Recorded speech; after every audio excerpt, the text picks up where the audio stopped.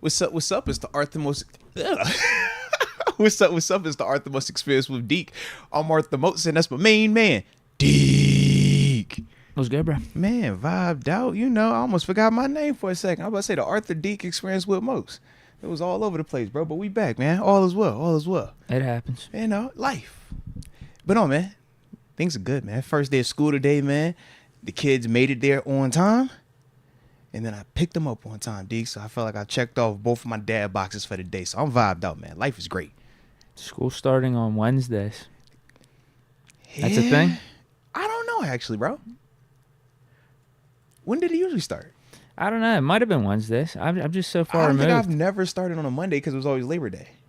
In Virginia, we always were after Labor Day. But Oh, here, wow. Yeah, what was after Labor Day in Virginia? Here is, yeah. No, this is around when we typically started, last week or two in August. Okay. Yeah, it sucked.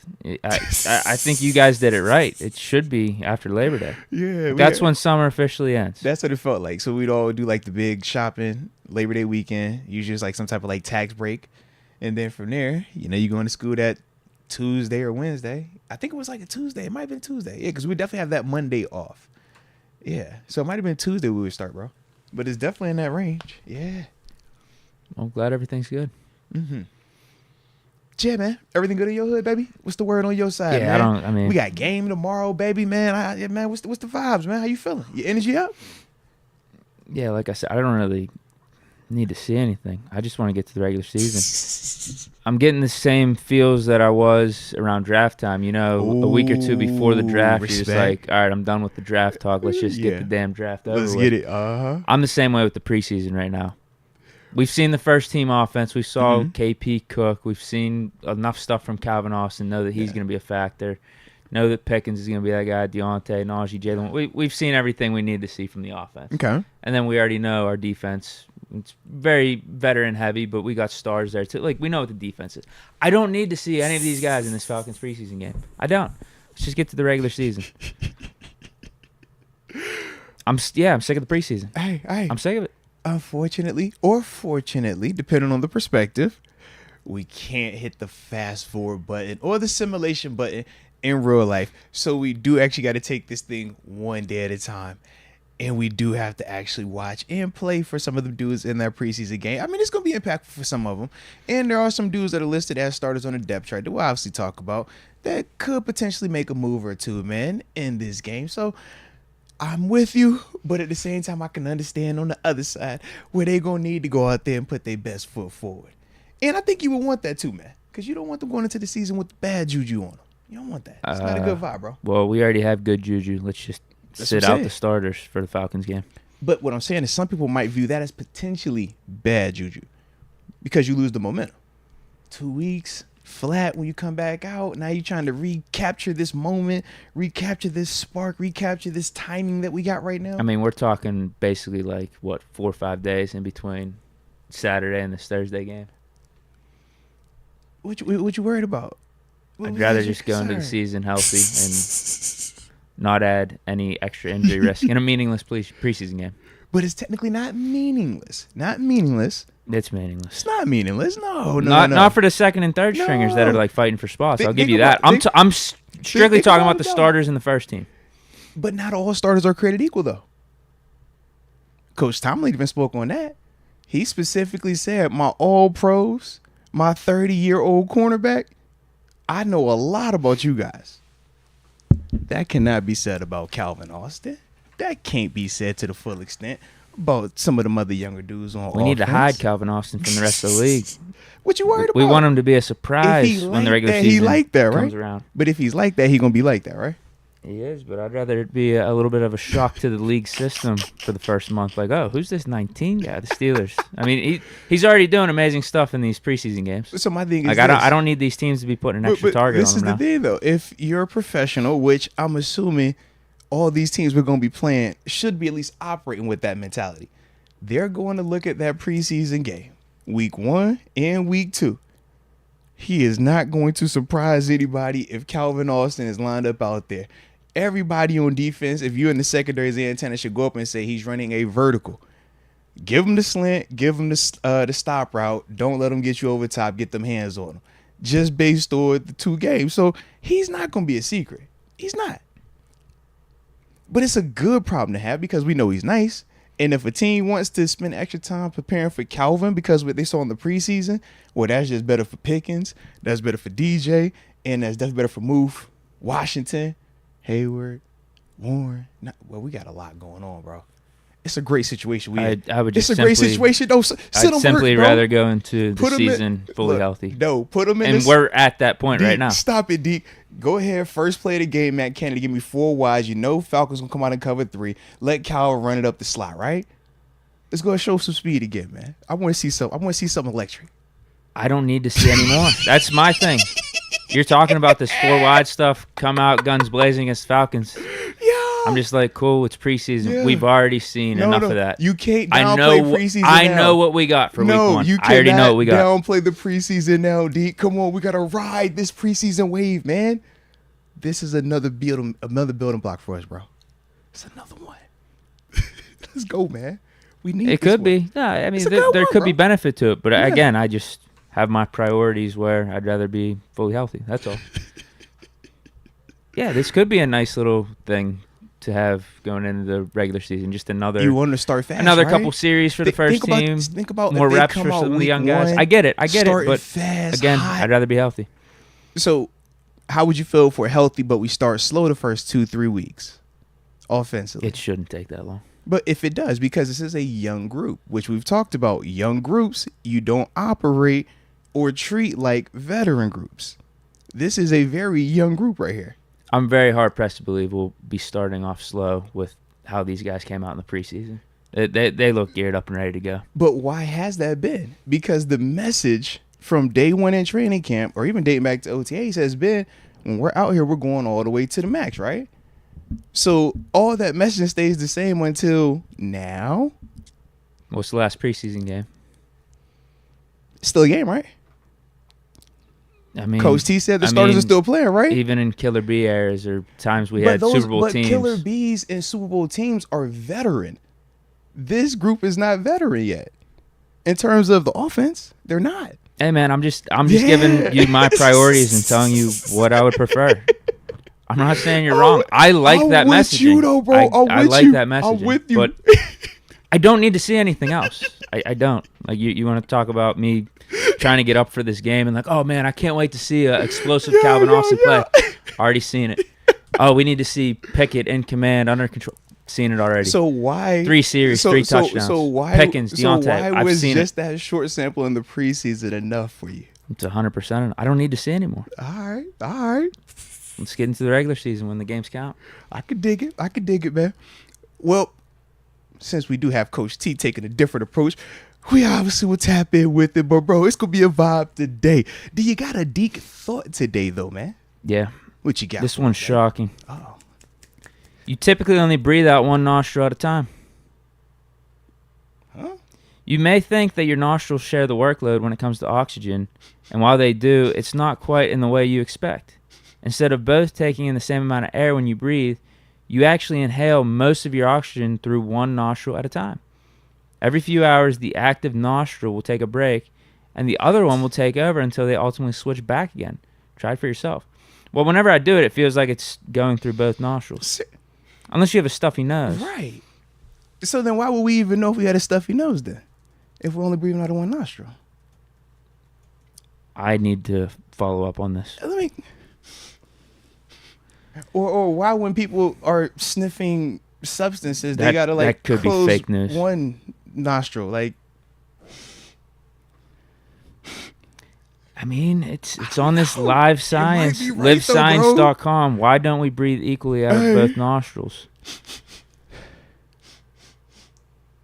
I don't know. Saying most people do not breathe equally. At any given time, people do about 75% of their breathing from 1 nostril, 25% the other. The dominant nostril switches throughout the day. This is called the nasal cycle. So maybe that is why whenever you do have a stuffy nose, the stuffy nose will switch throughout the day. Yeah, low-key, it does. Wow. I always thought that was part of just the whatever you was dealing with. Okay, right? that makes sense. That makes more sense because the first little fact that I read or the first About article I breathing went out on. of one nostril. It seemed like it was just all one nostril, not the Yeah. other. But This this one is- said 75% for one. I like There's that a better. dominant one, and Yeah. then there's one that's a little bit lesser. I like that one. I'm with you on that one. That, because I was like, yo, I don't feel like I have one side that completely shuts off. Right. Otherwise, I feel like we would even talk nasally, right? Or we would, in our mind, we would sound differently. But yeah. All right. That one stood out to me. That is I thought I actually needed very to share interesting. it. That's very intriguing too. See, once again, off the beaten path, Deke. Off the beaten path. I love it, baby. I I love told it. you yesterday Mahomes was overrated. Now I give you, we breathe I just love out of one dominant nostril at a time. it. Do you see the versatility? That's the versatility we talk about right there, baby. So do you know your dominant nostril? Like your dominant hand? You right-handed, left-handed? Well, they said it alternates, so I don't know. Yeah. Like which nose breathes first when I first wake up? Stephen McAllister, the nostril thing sounds like how our running game should be. When needed, Ooh. switch out Najee for Jalen. Oh, Lord. One should be a little bit more dominant at times. Here we go. Ride the Here we hot go. hand. Here we go. That's how it all starts, Deke. You know that, right? All right. That's how it all starts. That's all I got for you. I mean, because I last like time I the- saw you was yesterday, I did see you around yesterday, huh? 24 hours ago, right? Not much has changed. I did wear, and I'm mad at myself. I wore the 828 style The kicks Jordans? Yeah. on the Bleacher Report stream. I'm mad because I wanted to give a shout out. I even was maybe even going to take one off and Yeah. show it. I completely forgot. Once I started, I was Oh, just. so But all good? I wore the kicks. How they feel? It was a vibe? It felt good? Yeah, I think it helped with my takes. Sweet. And the stream was good too, right? Yeah, I'd say so. I like it. Let's ride. Heck yeah. Yeah, I'm disappointed in myself though. I wanted to give 828 a shout out there. Ain't nothing wrong. Man, next time you put them on, man, just, think of them then, man. Ain't nothing wrong with that at all, baby. Absolutely. All right. Bro, I just looked up and I seen the end part of Basquiato's comment. That is actually, see, he was on the same page as me with the nostril comment when we were talking about sniffing. Yeah. All right. Yeah. He might be self-incriminating himself too, so I ain't gonna read this all the way through. But yeah, he was definitely on my page with the sniffing out one nose. So yeah, all good. So with that being the case, man, let's go ahead and start the show like how we always do, ladies and gents. Go ahead and let us know where you are tuning in from in the comment section, so that way we can give you those big boy shout outs to start today's show. And don't forget to subscribe if you have not done so just yet, and please hit that like button one time for the culture. All right. Well, we got self-made Jew. 803 Sumter, South Carolina. Shout out to Sumter. Let's get it. We here Yeah. live. Here we go. Yo, we definitely in the building live, man. Let's get it. Michael get it. Mathias, 209 in the house. Shout out to the 209. Kenneth Moses, 757 from Virginia You know, Beach. he at the crib. Who is going to be your under-the-radar breakout star on both sides of the ball? Ooh. I think at this point, no one's under the I was radar. gonna say, is Calvin Austin or Jalen Warren considered under the radar right now? Can't be. Yeah. It can't be Dan Moore. I was gonna say, It would have been Dan Moore a couple weeks ago if you would have Fair. said, I think it'll be Dan Moore. I think he's going to beat up Roderick Jones to be the starter. Man. Too late now. way too late. I think he's locked in as What the about starter. Darnell? Is Darnell dark horse? It's not a dark horse pick. Yeah. I agree with you, bro. On defense, maybe like an Elijah Riley or Shannon Sullivan would count for that, I think. This game gonna matter to them. I tell you that. Maybe one or Yeah. two of those inside linebackers too, like a Landon Yeah. Roberts. He's being overlooked a little. Young D tackle. Or if we go, Benton, Keanu Benton could be Right. one. Yeah. Yeah, one of those D linemen. Loudermilk Yeah. maybe. Yeah, that's actually because JPJ. He's not like that's not gonna surprise anybody. No. Yeah. You know what? Can I throw out Keanu Neal? I feel like he's not being talked about a lot. I don't hate that at all, man. But I like think it. I think he's going to play 45, 50% Yeah. of the time. He'll be that good, versatile piece Yeah. for us we need him to be. Safety, some linebacker stuff in the box. Mm-hmm. He definitely doesn't hesitate That would be my pick. inserting into the run game, man. Absolutely. If that counts. I would say Casey, too. But how, No one's talking about Casey but like Casey's that. a starter, right?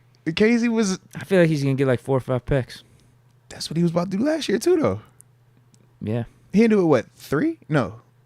How many he went last year? 2. 2. That's okay. Yeah, he had 2. Wallace was 4, and then Mika had 5. Yeah. All right. So yeah, then I'll go with Benton. I'll take the rookie.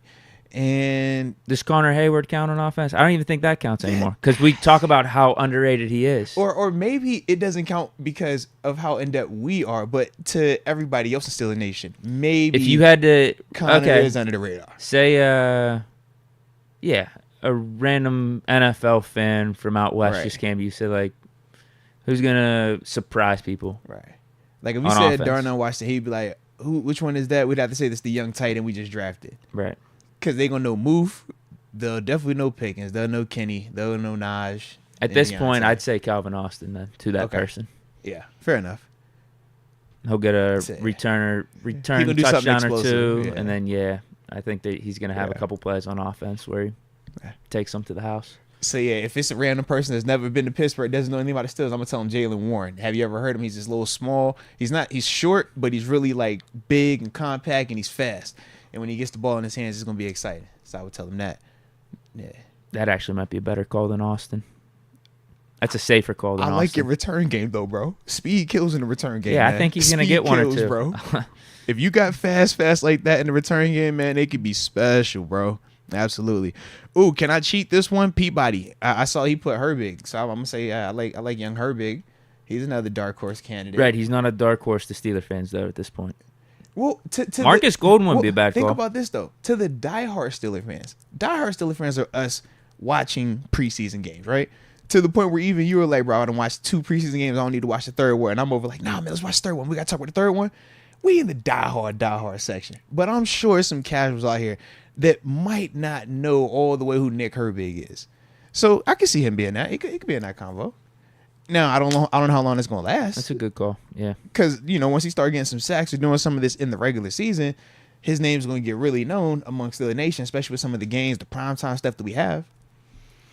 We just have a lot of good players on this roster. We do. And they're actually playing good, too. Not just good on paper or good name-wise. They're producing, so we do like that. Got a few more here. Busted Nux from the 435, Southern Utah by Vegas. Shout out to Southern Utah, man. No, Jalen's not from Utah. He just played out in Utah. He's not from. Or hold on. I don't know where he's from. Low key, he went to high school in Utah, though. He might have. Yeah, he went to high school there because he had like the record for it was like the most rushing yards, something like that. It was like 3,000 yards or something crazy. Yeah. He was born in Clinton, North Carolina, but maybe he moved out to Utah and lived there most of his life. I could have sworn, man, when we talked to him, man, that's where he ran from. Well, he went to Snow College. I know he did that. That might be Utah. Yeah, that was. No, was it? Snow College. Oh, let's find out real quick. Yeah, he did go to high school out in Utah. Okay. For sure. All right. I wasn't tripping. Yeah. Yeah, East High School in Salt Lake City, Utah. But he rushed I remember he had like something crazy, like 3,000 rushing yards his senior year or something like just stupid. And I remember saying, like, how do you rush for that much yardage? But you got to go because remember he went to the JUCO. He did what, 2 JUCOs? Was JUCO he did Snow the College? Snow College place and then Utah State. Yeah, I'm just like, man, that's crazy. You see them type of numbers, but you have to take that road. But I'm glad it worked out. Snow College is in Utah as well. Shout out to Utah, man. Shout out to Utah. And had over 1,000 yards at Oklahoma State for the 5th year. I like it, man. And he's been making the most of his opportunity here, too. He here, was the successor to Chuba Hubbard. He low-key was. Yeah, he was good. Yeah. Filled in those shoes pretty good. Shout out to Chuba, too, man. I forgot about Chuba. He had that ball security stuff going, huh? Yeah. All right, let's get back to these shout-outs, though, man. What we got?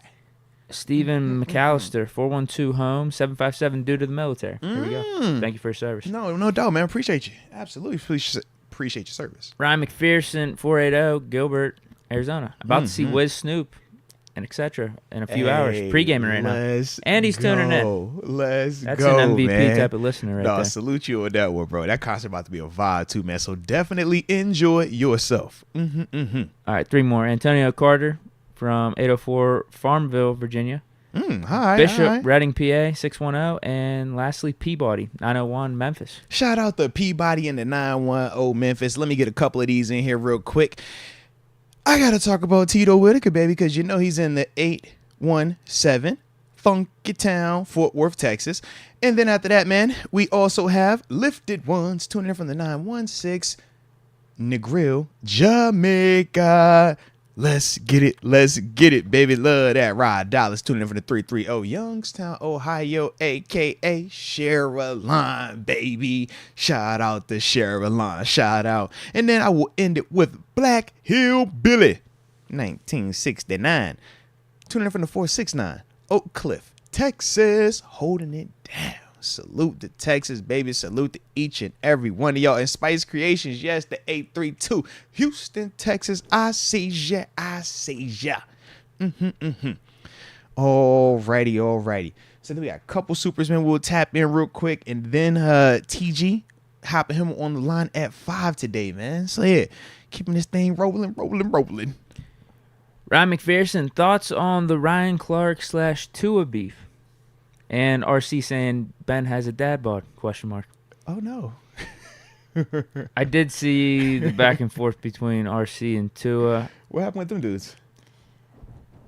I don't know if RC was trying to pull Stephen A. and say he had sources on this, or he was just speculating based off pictures. Your boy Stephen A. been on one these past couple days, bro.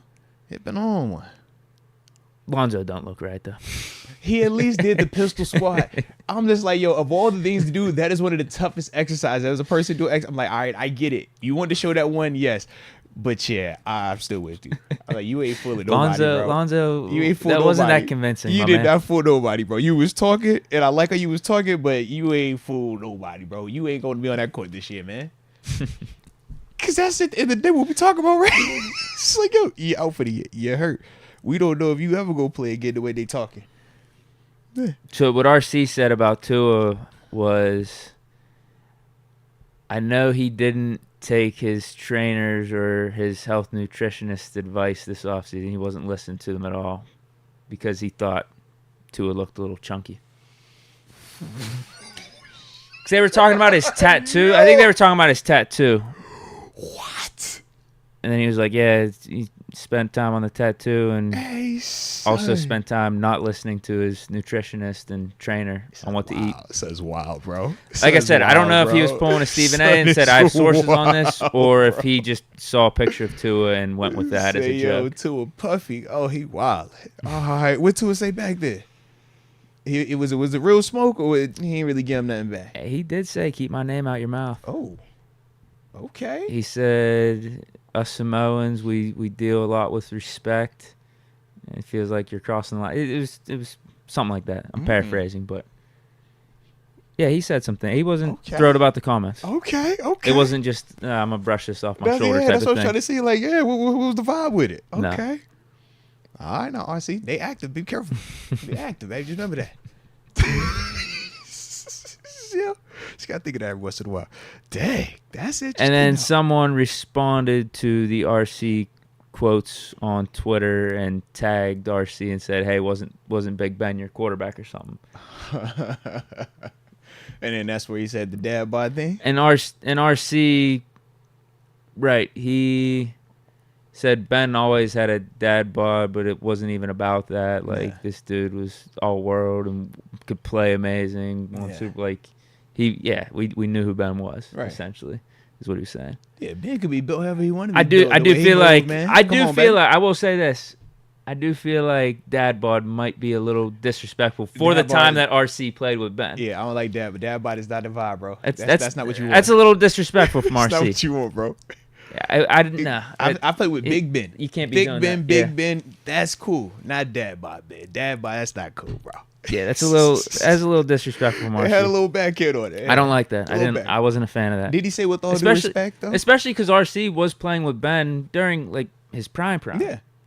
He was still young. Like he caught visor Ben. He caught gloves Ben. Yeah. What 07 to maybe like 2012 or 13. Right before it went to like the Killer Bee stuff. Yeah. Because his last year was 13 here. RC's? Yeah, his last year was 13. Yeah. That's when I came in 14. Yeah.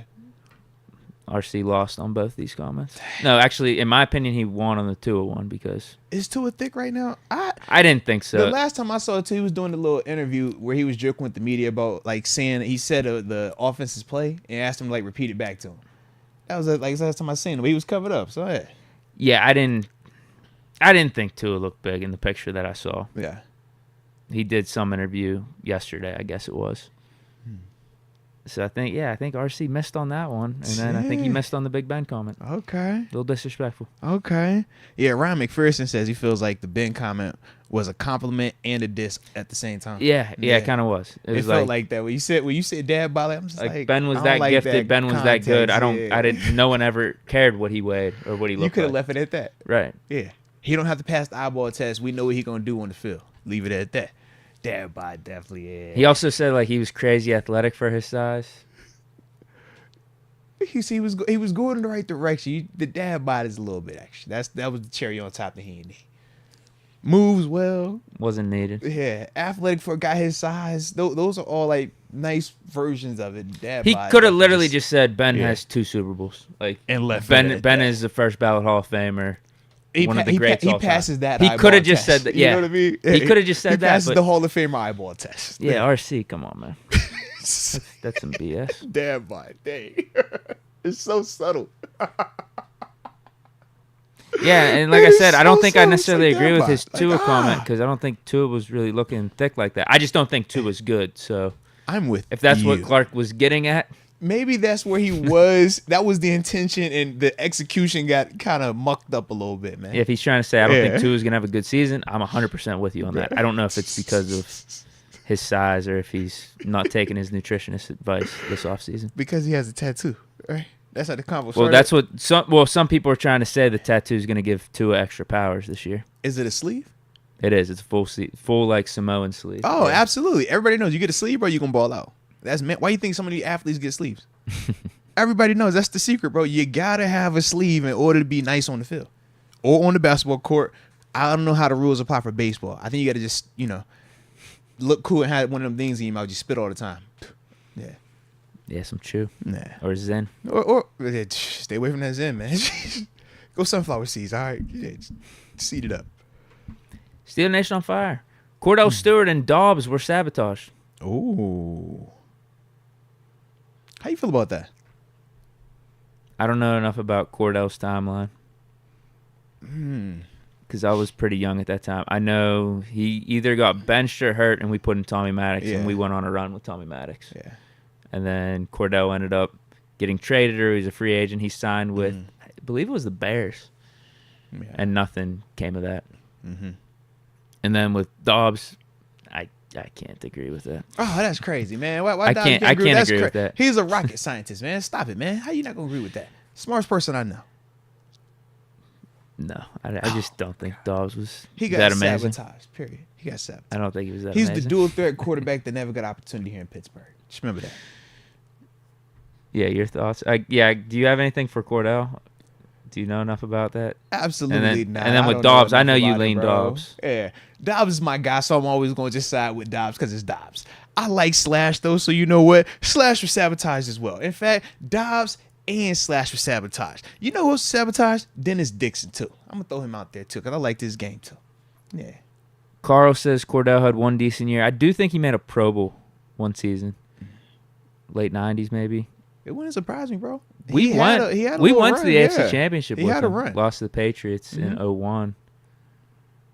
And that's, again, I was too young for this, so I don't even remember it. But I've seen highlights Yeah. because it has to do with Brady and, Okay. Brady's first season and stuff because that was the season. Bledsoe After- got knocked out uh-huh. early. Brady started the whole season, but then Brady got knocked out in the AFC Championship. And Bledsoe came in and cooked. Yeah. That's a bummer. Maybe if Brady would have stayed healthy, we would have won that. Because I think they were doing good against Brady early on, and then he got hurt. Cordell might have had a ring. That would have changed a lot with this history, too, man. Might A have ring been, changes everything, yeah. Yeah, Ring would maybe change they everything. would have gave him a longer leash. Mm-hmm. Again, I don't know what happened with Maddox. I don't know if Cordell got hurt, and then we had to put in Maddox by necessity if Cordell was just playing bad. Yeah. I can't remember. Because I do just remember, like, his style being very different because of the athleticism, the legs part. In contrast, like, back then it wasn't a overly popular thing. It was supposed to be you stay in the pocket and throw it. So, definitely could have had some of that at play, man. Oh, wow. Big Jenks 412. We should have started Slash against the Cowboys in the bowl, SMH. Ooh. Ooh. That was Neil O'Donnell when he threw the picks. That's what turned me into a Cowboys fan watching that game. Well, one of the things, all right. Are we ready for TG? I just shot him a text. You know I ain't calling him without text on the first day. Okay. You know that. I'll read a super chat then while we wait. Boomman318, I prefer us starting out fast. I remember the 0-4 year, rather us be the standard of the NFL while everyone else is trying to catch up. That's a fair perspective. That 0-4 start, they did finish 8-8 that season. Got hot down the stretch as well, but it was the getting out of the hole part. Even to an extent last year, you can make a case for it. Now, we didn't start out 0-4, but we dropped. We were 2-2 at one point? At the beginning, because I don't think we ever got to 1-3. Might have been 2-3 or 2-4. Yeah, we were like in that range. We're 1-3 because Kenny came in for Mitch. We were 1-2 against the Jets, and then that would have got us to 2-2. Right, We lost 1-3, and then we won the Buccaneers game, whenever that was. I think we lost the Bills the next week, and then beat the Bills, Buccaneers. Bucks, and when was Eagles? I mixed up last. So I think we got to 2-4. Yeah, was it 2-4? We got to 2-4, lost to the Bills, beat the Buccaneers, and then we had Dolphins Monday night or Sunday night. Yeah. Lost that. Also lost the Eagles. That's 2-7. Is there a game I'm missing there? There's a game I'm missing. Because Colts was when we finally one. got back going. Colts was when we started to all right, we got that win. Then we had, was it Colts then bye week? No. We were 2-6 going into the bye. After the bye was Saints. We won. Yeah. And that's when we started. And that's when we got high. Yeah. Saints, Panthers, all that other stuff. We lost the Bengals one early in that mix, but we were like, okay, if we just win out, we're still going to be good. Yeah. And we should have won out, but thanks close. to Mitch's picks. No, we got close, man. We got close. I'm trying to think. What's the game I'm missing, though? Dolphins. Is it a Ravens in there? Early on? No. Yeah, we played them two times late. No, well, that counts as that was a part of the loss. 1-3 start, right? Buccaneers. I don't know what I'm missing here. Yeah, because Patriots were early on. That was all part of the 1-3. Exactly. Jets were part of the 1-3.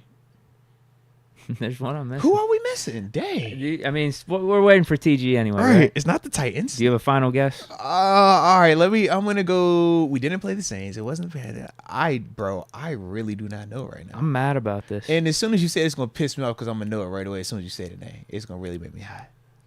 Oh no, we have it. I think my math was just off. Oh, we named them all?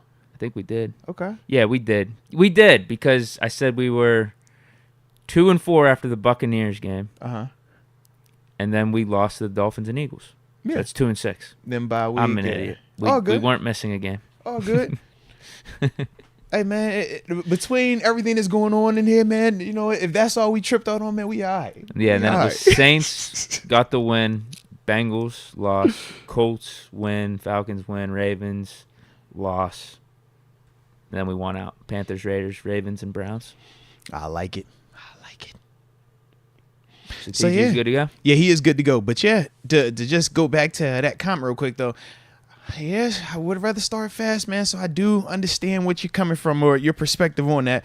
But at the same time, Deke, I 100% agree about that. Let's get healthy, stay healthy, and go ahead and get to the fight, man. Yeah, that's my preference. Yep, I feel you, bro. I definitely feel you both ways, man. All right, so yeah, we're going to call him up. Man, we'll get some of his thoughts on this convo as well as his thoughts on the last game that we just had as also. Alrighty. I see some people asking about my jacket, too, in the chat. It's fire. Just know. It was fire. raining. It's a little rain jacket. It is a fire jacket. It's raining in Pittsburgh today. Y'all should be turning up for Deke's jacket right now. It's one of my favorite jackets of all time. Dang, Deke, man, we almost went left. Oh, Lord, hold on, baby, hold on. You know, ain't how my settings turned up right, baby. I almost blew my ear out. Oh, hello. My dog. First off, my partner, them.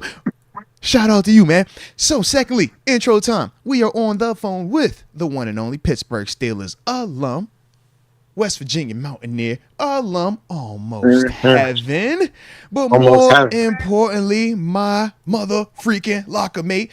Without further ado, ladies and gentlemen, Terence Garvin, a.k.a. TG. You know what time it is, man. What's the word, baby? Man, another day. Let's Another get it. day. Let's get it. And you know your homie Tito Whitaker's in here, says RQQ to the good brus. Pass the Root to message the along. good, bro. There it is. Root There it to the is. good. Bark, doggy. Bark. Respect, man. But yeah, man, we got plenty to talk with you about, to catch up with you about, man. Last time that all three of us talked, it was obviously going into the Bills game, and it did work out really well for all of us, man. So I did want to get your thoughts on what took place, you know, Steelers Bills, man. If you felt anything that you want to get off your chest. Man, I thought they started hot. You know, started out hot, came out hot. I thought the first team offense moved the ball very well. They look very well. I think Kenny looks good. Kenny's doing well, moving the ball. I think that Pickett's connection is gonna be, you know, that's pretty hot. Mm-hmm. That's pretty hot. I'm a Calvin Austin fan. I like that. Little speed guy. You know, I like those types. Tank Dells, the Tavons, the Calvin. I like that. Respect. So that's got my attention at a high level. I like that. That's not a false positive. That's a real positive. I thought it was a lot of penalties. I like your clarification on it. He's like, yo, I'm not taking a shot at this one. This is actually a good compliment. All right. No, that's a real positive. All right. That's positive. That's hot. That's all right. That's a game changer. He's going to do something. That's going to do something. I didn't love all the penalties. I thought it was a ton of penalties out there. A ton of penalties, you know, for or against, which gives a lot of false positives. That's the only thing I say. It gives a lot of false positives. A lot of things you like, all right, this ball moving, but it's not really moving. You know, it's a penalty here or different things like that. I didn't think the second team, the third team really moved the ball that well. I thought the first team, and that's what it's about, but I thought that moved the ball very well. I thought after that it got pretty stagnant, you know. But it looked good. The defense looked good. The defense biting. They get downhill. They run into the ball. Everybody getting to the ball. JP got them a pick. We all happy in the community. Let's go. You know? Good vibes for the alumni out here. Good vibes for the alumni, like, man. Come on, man. That's if it gets no pure blooded than that. Like, hold on. You felt something when that happened. Why you like? Whoa! Don't. Wait. Yo. No pure Why y'all doing that? That's crazy. That is actually crazy, man. We ain't even talking for 5 minutes. You already just go there with it? Like, come on, bro. No pure than that. That's a moment. That's like, crazy. I said as an alumni, that was like an alumni moment, not that's a pure blood moment. Wow. That was a pure blood. That's no pure than that. That's wow. I definitely thought that was I thought all of the alumni worked. I thought all of us felt that together. The alumni is a part of it, but I get what TG said. It's like there's another level. There's another tier. No. The moment the confetti it's fell another in his hand, tier. It was a pure blood moment. It's tears to the alumni. This is nuts, man. Come on, man. TG is the one that started it with the pure blood, but yeah, I guess that is wow, its own tier. Man. That's wild. That is wild. The pure bloods are their own version of alumni. Like, jeez. Yeah, is that true, TG? I think I'm right with that. They got like the red carpet section, and then the rest of us be over here on the floor. That's what it sounds like y'all telling us right now, man. Hey, go on. That's crazy. That is crazy. But it was a good play, though. I did like to see that by JPJ. Obviously, one of the knocks was the lack of turnovers, so it was good to see him in his first NFL game put something like that on tape, man. Yeah, I feel that. I thought it was a great play. I was interested to throw. Wasn't tripping on the throw. It's not your job to worry about the throw. You got to catch the ball. Hey, facts, so man. I thought he did his job. He caught it. Yep. You know? The skies might have got him different stuff. Either way, he caught it. That's all it's about. He caught it. You know what they say? You just catch the ones they throw to you, baby. Just catch the ones they throw to you. You be All-American. That's it, baby. That's it. All-Pro. So, I thought it was a good game. You know, good win, good flow. Good things going. I think you could feel in Pittsburgh that hunger though. You can really feel that hunger in Pittsburgh. Like they got that every game. We coming to take this. I don't care if it's preseason. I don't care where it's at. Like we coming to get this. You know. But do you like that energy even in the preseason? You're not worried about them wasting some of that right now? You don't want them to bottle that up, man. Pause it for a little bit. Get to week 1, week 2, or you think it's straight right now, man? How you feeling? I just think that's who they are. Like, that's who they are. You know, like, man, we got to have it. Every day we feel like we got to have it. I feel like that's the mentality that they're out there exemplifying. That's what it seems like on film. No. Like, we gotta have it. I don't care what's going on. I don't care what. We gotta have it. You know? So I think that's exciting. Like, I don't know. I just, not to say it can give some false positives, but I just feel like their energy is sky high right now, which is a great thing. But their energy is sky high. So it's like, I love to see them keep that all year, but their energy is sky high. Like, they trying to take it from every game is, you know, like a Super Bowl right now, you know? So, and that's dope. So it's just hopefully they keep that energy all year. To piggyback off that, though, for this last preseason game against the Falcons, Tomlin did say he's going to roll the starters back out there again. How do you feel about that? I think it's good. You know, I think I like when you sharp, keep it hot. You know, I like when you sharp, keep it hot. I like to see them go back out there. I'd be interested to see them come out for even after the first half. Don't you do that? No, don't you do that, TG. Don't you do that, TG. Don't you do that. Don't you do that. Don't you do that. That's a long. That's a lot of time. That's a lot of football for a third preseason game, bro. But you know, back in the original days, back in the day, that sounds so old now. Back in the day, when it was 4 preseason games. Hey, TG, back like when the real guys played, you know how that go, man. When us real dudes played, Deke, it was 4 preseason games back then, man. 4 back of them. In the day. Yeah. It's soft now. This 3 preseason game stuff, oh, man. Wow, I wish. We played another 20 years with this. Yeah. That's how they always say it. They got the 17 regular season, though, on you, I guess. Oh, you bringing up old stuff. No, man, we playoffs, man. 3-4 playoff games, they do the math. It can't add up, yeah. Mm-hmm. I think that's kind of like, that's the big thing. It's kind of like, because you know, you want to see them come out from half. Like, preseason is like a pre-fight. You know, it's similar. Earl Spence and Terence Crawford. Like, Earl Spence ain't get him a pre-fight in. So he was coming off a little bit of ring rust. There's a lot of little stuff that's like, you want to shape that out right now in preseason. Yeah. It's little stuff that you don't even see. Like, when we say punt alert, everybody comes to this spot. Yeah. Just little. The mechanics. You know what I mean? The little details that you're still trying to iron out. That's like, all right, we still ironing some things out. So, but now let's get on back out here. But to play devil's advocate, so to speak, or just to, you know, put some questions in this thing. Are those minutia things, right? Those little intricacies more important than the risk of a major injury or injury to any of our key guys that are going to be playing out there, though, for a preseason game? Because part of me, I do know, I'm with you, man. You know the mechanics of, it's punt alert, punt alert. Not everybody that is out there in the preseason that will be starting on punt is playing on it right now. A Nick Herbig, for example, he's going to be starting on punt return, kickoff, kick return.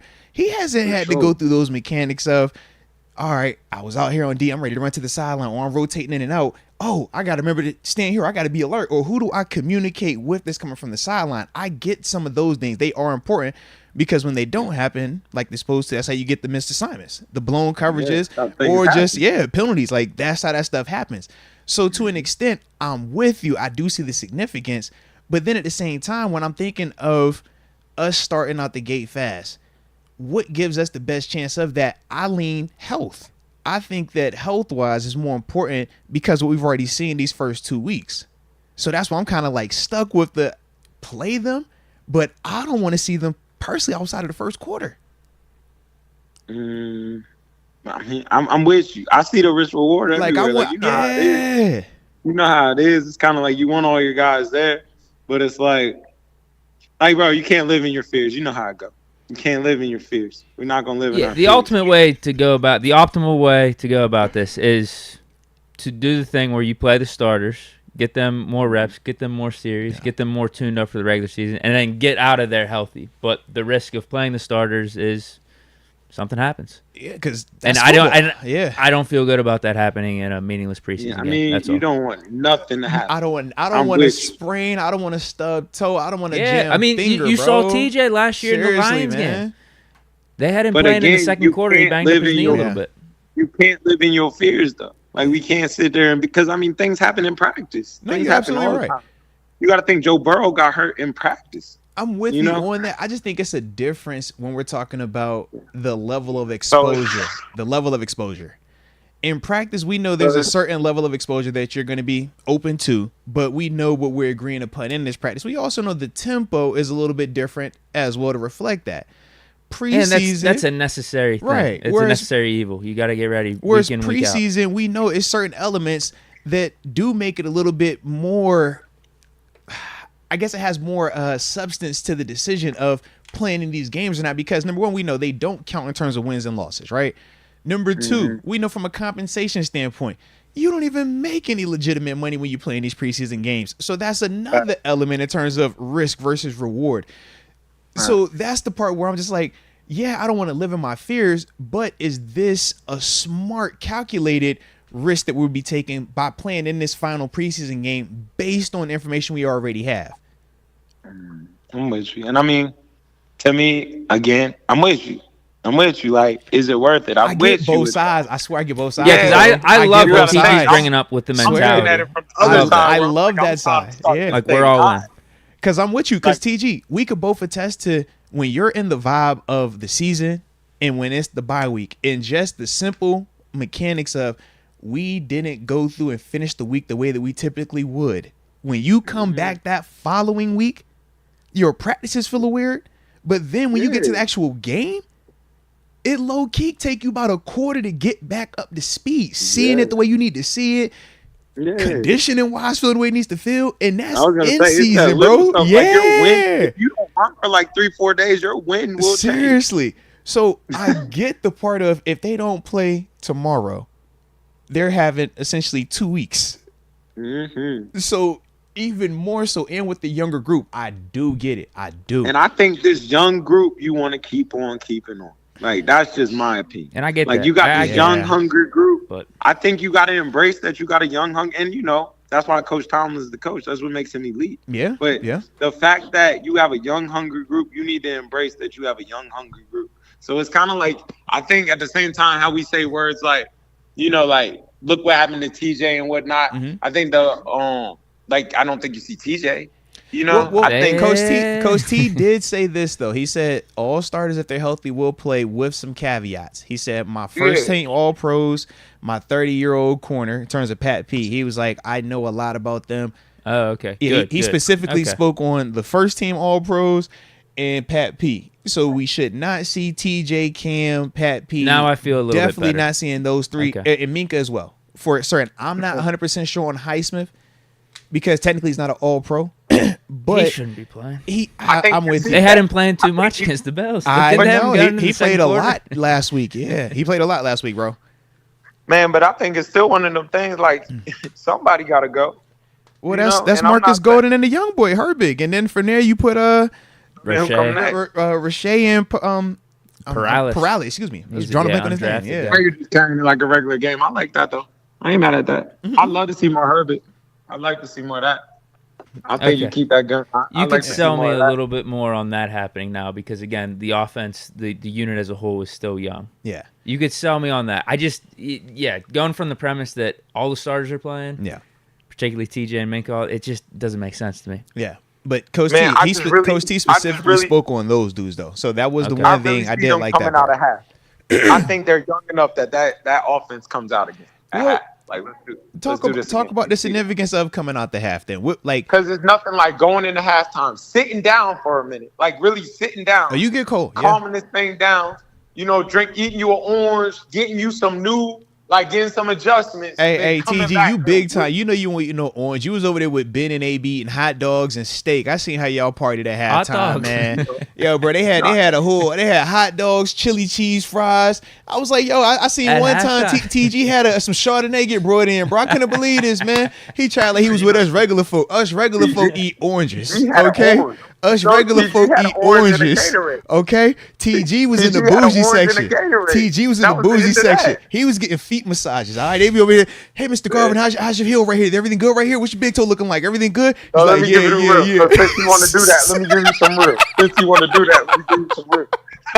Since you want to act like that. Because he big time like that. He was fancy over there, bro. You just got to let him live. Let him live. Nah, dudes who are big time go at halftime and take their pads off. Hey, yo, chill. Dudes, dudes who are just in there trying to do what we trying to do. We working, man. You fully we dressed, keep bro. Our pads on. We go about Cleats our on included. Cleats, gloves. Yeah. Cleats on. Yeah. I'm not taking nothing off. I just seen a dude, D. I just seen a dude take the whole fit off. You like, bro, we still got to go back out there.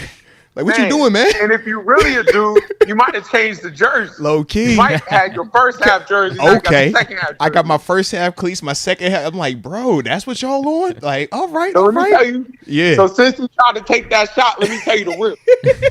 Most used to come in there and take his shoulder pads off, take his shoes off, take his socks off. Most would come in there and then they'd be like, bro, you know we gotta go back out there. Don't listen to this nonsense. Deke, don't listen to this nonsense, Deke, don't listen to this nonsense, Deke. All right. People switch gloves because they're sweaters. Some people sweat a lot. Most you know, would switch if you perspire a lot, that armband out. If you know, you know. Hey, bro, wow, that is crazy. I was gonna say I don't think TG has told a lie on the crazy. show, That is crazy, bro. but he taught. But his West Virginia takes are My lies. dog for said, sure. "Yo, I didn't see you switch the." Man, first half, second. I've seen great players do certain things. All right. Man, I see new cleats. I've seen great players do certain things. I'm gonna follow what the great people do. I see AB come in there and change everything. I didn't see him go full. I'm like, bro, which game are you getting ready for in the second time? Yeah, to play a new game. Right. Like I've seen that. So you know, might change the glove. I wasn't going full. I might get a glove. No, I get a glove here or there, bro. It was a glove Don't here. get it twisted. It was a glove here or there. TG in the VIP section, bro. Just remember TG in the VIP section. Hit AB over here, TG right there, and then it'd be L Bill and 7. You like, God dang, bro, y'all rock stars over here, man. Yeah, that's how they roll, bro. With all the special, like, you can't even get them gloves. They ain't available to the rest of us. That's their gloves. And TG have his section over there too, bro. I can see it. I mean, TG does talk a lot being AB's guy, right? Come on, bro. Come on, That's man. my guy. TG done survived all the chefs. Just know that, man. All right. If you know, you know. TG done survived all the chefs. But bringing it back, man, I do got to talk to you, man, because after the game, I thought that everything was chill, but controversy has come back to us. I told you it was drama up there. And no. You talking blue and red. I'm talking black and gold. And I'm specifically talking in the backfield, baby. Okay. We seen one go 62. I seen one go 62. Don't start me up. You don't want to get me in that combo. We seen one go 62. I just need to know. You don't want me in that combo. Deke, we seen one go 62. Deke, me and Deke was in here talking the other day. And Deke went as far as to go 50. You said 50-50 on I said record. I'm willing to go 50-50. Deke was going 50-50 split carries completely. I said, I'm 60-40. Give me Naj. 60-40 Naj. How you feel? For the first rounder? I said 50-50 on the first. Yo. Well, yeah, I think Najee's still RB1. I'm just saying I'm willing to go up to 50-50. If they do 70-30, now they move it to 60-40, like Moats was saying. I'm good with that, but up to 50-50, yeah. I mean, Jalen Warren's good. He keeps doing good things anytime he gets the ball. Man. I'm not going to lie. I'd love for them to keep Najee healthy going into the back end of the season. Mm-hmm. You know what I mean? So I think with them trying to keep him healthy for the back end of the season, I would love to see Warren get more catches. Yeah. I don't think you legally can say 50-50. I think that's a big thing to say. I don't think you can legally say that. If you even though it might turn out 50-50, that sends a crazy message to you can't 2-2. say that. Oh, my You God. can't say that. That sends a crazy message to 2-2. Like, if it's 50-50, That sends a message to 2-2, bro. That means he gets everything on the back end. Yeah. Everything goes to him on the back end. At least if you lie on the front end and say, yo, we're going to take care of you and get you to the back end, it's the illusion of, okay, we splitting now, but I know when we get to the late months, that's me. Now, and we're going to need Najee for that, too, for the winter. But if Jalen is balling, you might not. If Jalen can keep doing what he's doing, maybe that changes. But I do feel like it buys you time. If you do come on and say 50-50, though, that would, like as a player, that would definitely make you feel some type of way. And as a first rounder, and it's an undrafted dude, not a big money signing, not a draft pick, you going to feel some type of way. Absolutely. They're definitely not going to say anything. Yeah. They're going to say Najee's still RB1. I will say, I seen that boy step down that sideline and he was stepping when he stepped around the safety, I said, "Oh, that's all right."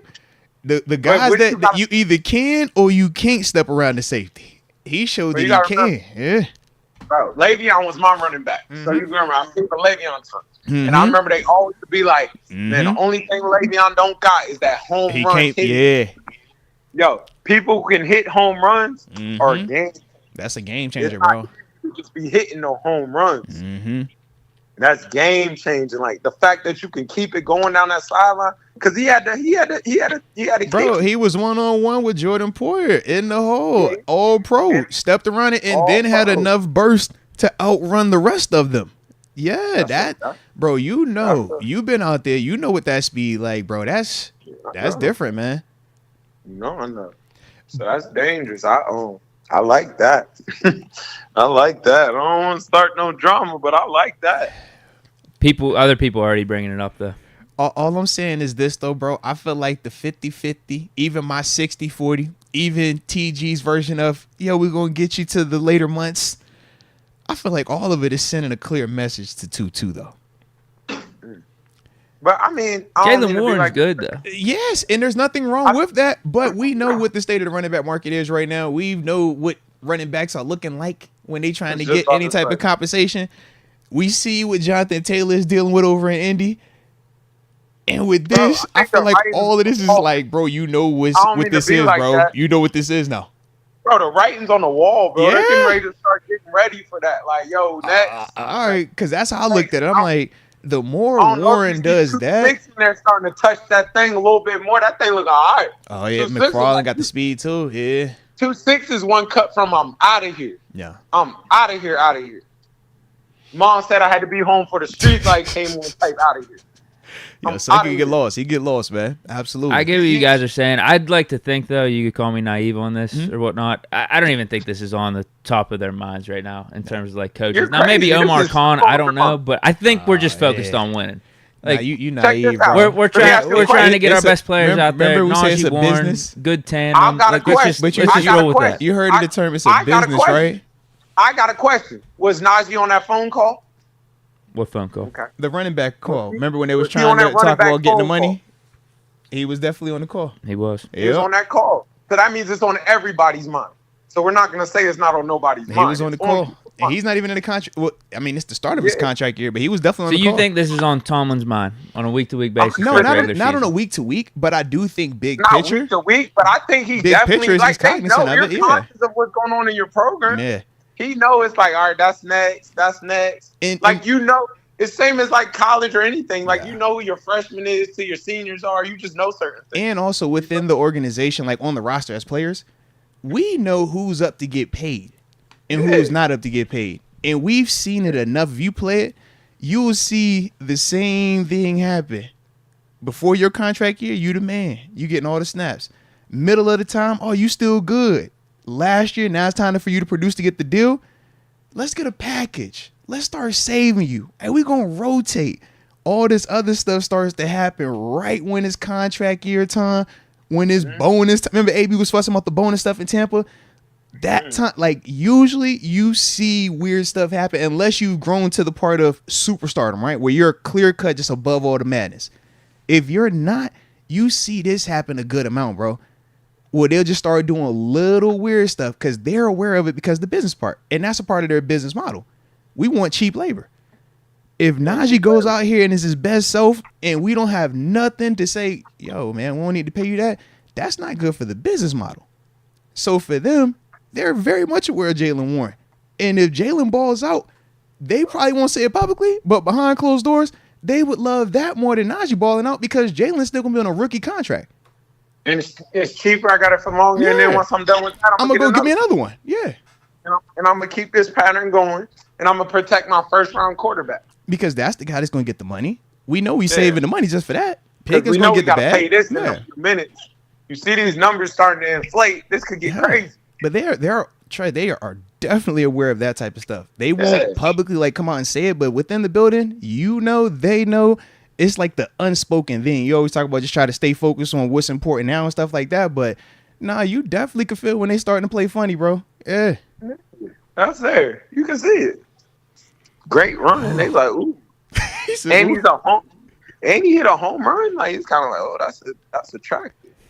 because I look at it like this though, right? Because this is going on his second year. Jalen could ball out this year, ball out next year. He still would be a cheaper extension than if Najee balled out and you extended him. And he know the offense. He's a good blocker and he can hit a home run. This sounds like it's easy. That's not even. I don't mean to say like. I don't even know if we can extend Warren after next year, right? Well, because he was a 3 year. It was undrafted 3 years though, so he'll have a 3 year contract and then he'll be restricted. So he'll be exclusive rights tag. Yeah, you're gonna tag him. Yeah. So he's locked you're in. guaranteed to keep him because the exclusive rights is no different than like the franchise tag. So you got to not just give a pick for him, you got to pay him too. Yeah. Exclusive rights is easy. Mm-hmm. Yeah, I got exclusive rights.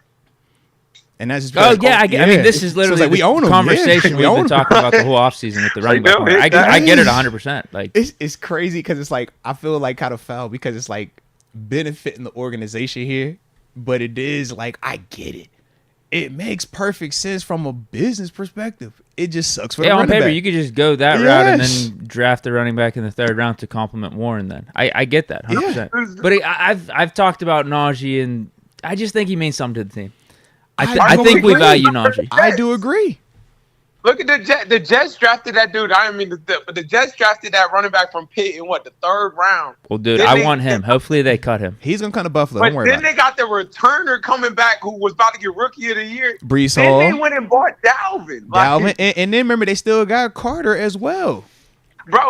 Yeah. Yeah, I hope they cut a Banacanda. Yeah, bro. They got a lot of them over there, man.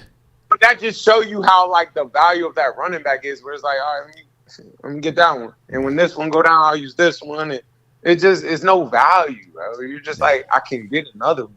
I can get another one. You feel me? I can get another one. Like I can find somebody to run this ball. I can get one. Like it's just look at that Saints situation. They got two guys in there that's like it's just too much. I can get another one. I can get another one. I was watching the Ravens preseason game yesterday. Bro, they had a rack of them over there too. Yeah. They got a new running back. They were talking about he's a rookie. They like he's giving us problems. Like he's got speed. He's running that thing. It's like this is another one, and you've never even heard of this one. And remember, and Dobbins was on that call too. He trying to get his check. Don't get it twisted. He was on the call too. And bro, that's how it go. And then it's weird stuff like, well, how's his health then? Now they'll start to use the same way we handed you the ball 30 times as a positive. They'll turn that into a negative. And they'll be like, he do touch it a lot. He do get it a lot. That dude touch it a lot. Maybe we should save it a little bit. Let's see what else we can do. Man, this guy's not bad either. And he can hit a home run and he blocks pretty well. He could be our bell cow, huh? That's how it goes. I don't hate it. I feel like if it was a different team, I wouldn't even be tripping on it. Sure. I just feel the personal connection because it's Pittsburgh. Well, I think that's my issue. That's what I was about to say. That's my issue. Yeah. I was a little bit more talking like TG when we discussed the running back market earlier this offseason. Yeah. But I guess maybe I have a little soft spot for Najee. That is definitely because I'm like, yo. But it all depends on what number he's talking. If he's talking double digits, then no, there's not even a question. It was almost like Cam Sutton's contract. Cam Sutton got $11 million for the Lions. Yeah, you're not sticking around here. But he got to be talking like 3-4 million. I was gonna say, I think 5 would be reasonable. But I don't think he's gonna do that to himself. What? I think you're looking like from a perspective of you want that to happen. Yeah. But if it was like go world, if he produces this year though, we got that 1-2 tandem going. Him and Warren. But what I think TG is saying is the 5 might be low for him because he's coming. Like if he I saw James Conner got 7 though. So true. All I'm saying is Najee might be viewing himself as, man, I'm a first rounder. I was all world coming out of college. I done gave you back-to-back 1,000-yard seasons with this nonsense O-line that y'all revamped. Now I'm about to go out here and ball again. I'm not settling for 5. That's what I mean. If it's 10, it's not worth it for the Steelers. 100%. And you just said James Conner got 7. You said that, so now I want 7 too. At least 7, maybe. That's on the border. That's on the border because we were talking about his 5th-year option being around 8. TG. That's on the border. If I'm Najee, I'm making that. I got to say that number. If he got 7, I'm definitely. We're going to start there. Yeah, we're going to start there. We got to start there. Yeah, we have to start there. Like, what are we talking about? We haven't even. Well, that wasn't us. That was the AZ. That was AZ, yeah. That was AZ. gave that to him. But in terms of, like, because when you're doing the negotiations, yeah, you pull up all them comps, man. Heck yeah. I don't care. I'm looking at them comps.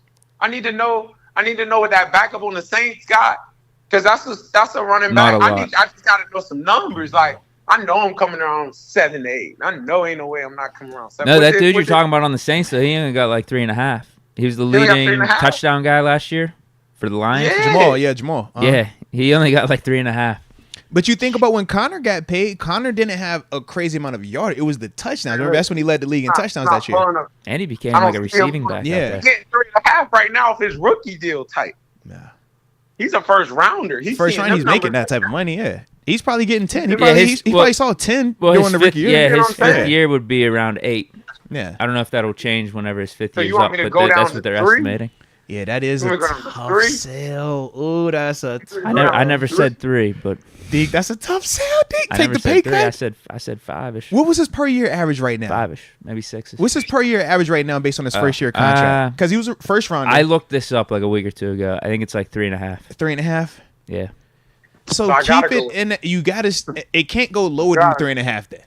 Can't go lower It than can't go 3.5. It can't be at 3.5. Because 4 is not going to fit it. Yeah, because as a player, that's the convo. You always talk I'm about. sorry, like, less than money that. 3.2. 3.2 is the average right now for what he's made over his time. 8. 4 years, 13 million. I'm looking at the top 5, top 6. I'm gonna see what I did that year, and I'm trying to get in that realm. What about a I need hometown about 8. discount, TG? What about a hometown discount? What's the discount, like 6? Can I get you 5.5? That's what I said, like 5, 6. 5.5? Seems fair. 8.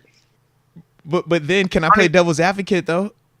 They might not even come at him with that. I was about to say if Jalen Warren does what we think he's capable of doing, which is what we just seen a little bit of, right? Mm-hmm. I think that number might be a little high. Mm-hmm. If it's a full 50-50. I guess it just comes down to how much you value the continuity. Yeah, because if it's 50-50, I don't want to pay 1.5, and the other one that I really, really like is, Like if they're both having There's success, 1,000 there. I mean, I'm good with bringing Najee back. I mean, we're gonna have him under contract next year. Yeah. But that's going to be the conversation. Is he going to be looking for an extension, holdout type of thing? Because he could then get we the got the extension 5th-year option decision. This offseason, he'll be able to start negotiating. Yeah. I don't know, man. How they look this year. Let's see it play out. Yeah. It's going to get interesting, though. I don't think this convo is going to go away. I think it only gets more heightened if Jalen Warren... Every time he scores a touchdown? Seriously. Every time Jalen Warren scores a touchdown, every time Jalen Warren breaks an explosive run, this convo is going to come back, man. Who's the starter? Man, do you pay Naj? What's Najee's number now? Bro, let Jalen have 5 touchdowns, about 400, 500 rushing, man. Couple explosive runs. I don't see them wanting to pay him like that, man. In terms of Naj, I'm not going to see him wanting to pay him like that. I feel that. Yeah, it's going to be interesting.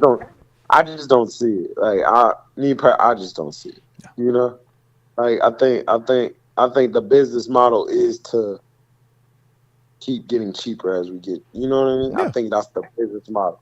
Like I think he damn near got to go for 2K type to do what he needs to do. Yeah. And I think if he does too good, now it puts him too expensive. You know what I mean? Like I think he's in one of them realms where it's like. You messed up either way. Yeah. Yeah, you can ball too hard. Now you're too expensive. You don't ball hard enough. We can do this without you. So I think it's really one of them situations. Like it's tough. Because you could make a case that Najee is already, in terms of the class of dudes to get paid, you could say he's borderline, but on the outskirts right now. But he go out there and put together a 1,100 season. Some explosive plays as well, then yeah, you're right. Right. That convo does change for him in terms of his market. Yeah. Now you can cost too much though. Yeah. It's gonna be interesting, man. It's definitely gonna be That's the interesting. only thing. You can cost too much. All right. Well, I did want to bring it back to this here Falcons preseason game, man, and just a couple of questions for you. In terms of the game, man, we know, like we said, man, a good amount of the starters will be playing.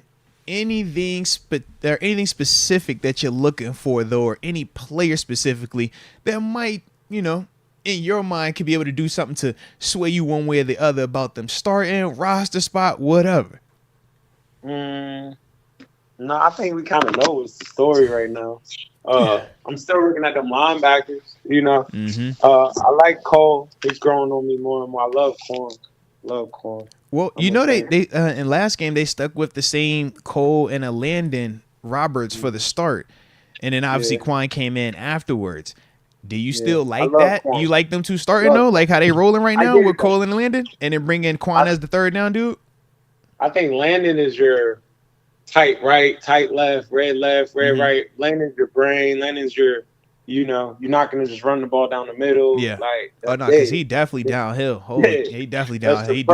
He do that. Yeah, that's dead. You know, I think, but Quan does that too. I just think it's a different style that does that. You know, I think Quan's a little bit more slashy. I'll go under a block. I'll still make the tackle. So it's like, can Quan and Cole partake? Can they play together? Can they exist? Can it work still? Like, do we still get everything set? I seen Quan calling stuff, setting stuff. He was in that Bills game, bro. He definitely was doing that, man. So I think Quan is that, like, it's right there, but you can't just make that move. Like, it don't work like that, you know? But I think it's right there, kind of like, all right, this is gonna be the linebacker. How do we make this work? It might be a 3-man rotation where they keep rotating it, whatnot. But I love Quan. Like, you can feel his presence as soon as he's out there. Like, the energy is contagious.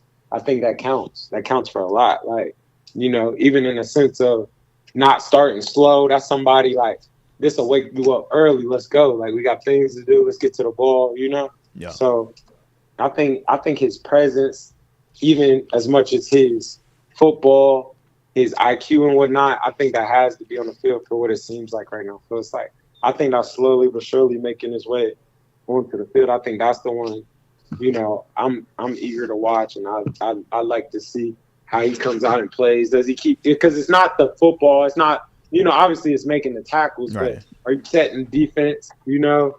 Are you the one setting it? Can you work with different people? Like, who can you truly coexist with? Yeah. You know? I think that's a big answer or question that they still working on. Like, who can work with who? You know, because remember, you know, back looking at our world, like Shazier and LT at first couldn't work together. They had to teach them how to work together. Yeah. You know? Very true. Very true. It's just little stuff like that. Like, so it's kind of, you know, can he match up? I'm interested to see if he matches up with somebody else this week. Do you see a scenario where Mark Robinson potentially could jump anybody in that room? I just think he's the young pup. Yeah. I think he is kind of similar to the Najee situation. You're aware that he's in there. Okay. You know, you're always working with that. You're still grooming that. But I think he's still the young pup. Like, he's still downhill. He's still getting to that ball. He plays hard. I think you got packages for that. Like, you package. Okay. You know how it is. You package and bring that in. Don't put it all the way on him just yet. Let him slowly continue to grow. Slowly continue to get them reps in. Yeah. Let me see how you doing this package. All right. Now let me see you in this one. Now let me see you in these two. All right. I like how you working these. You might can start, you know? All right. I like it. I like it then, man. I like it. All right. Well, shoot. I was good with the game. Do you have any left on the game? For Steelers Falcons? Yeah. Yeah, no, I'm good. I thought DeMar played well. Because I'm about to say, I was finna get you with some around the league real quick too, man, if you had some time on you. I thought DeMar played well. You know, I'm into all the drama going on. Hey, man, DeMar played great. You see when he looked like that, and he had that red and blue on. He looked perfect out there, huh? What'd you say? Yeah. Hey. I thought DeMar played well. I thought it was dope for him to come back to Pittsburgh and get to play. You know, especially after everything. I thought that was pretty dope. He looked good in that uniform, right? It was it.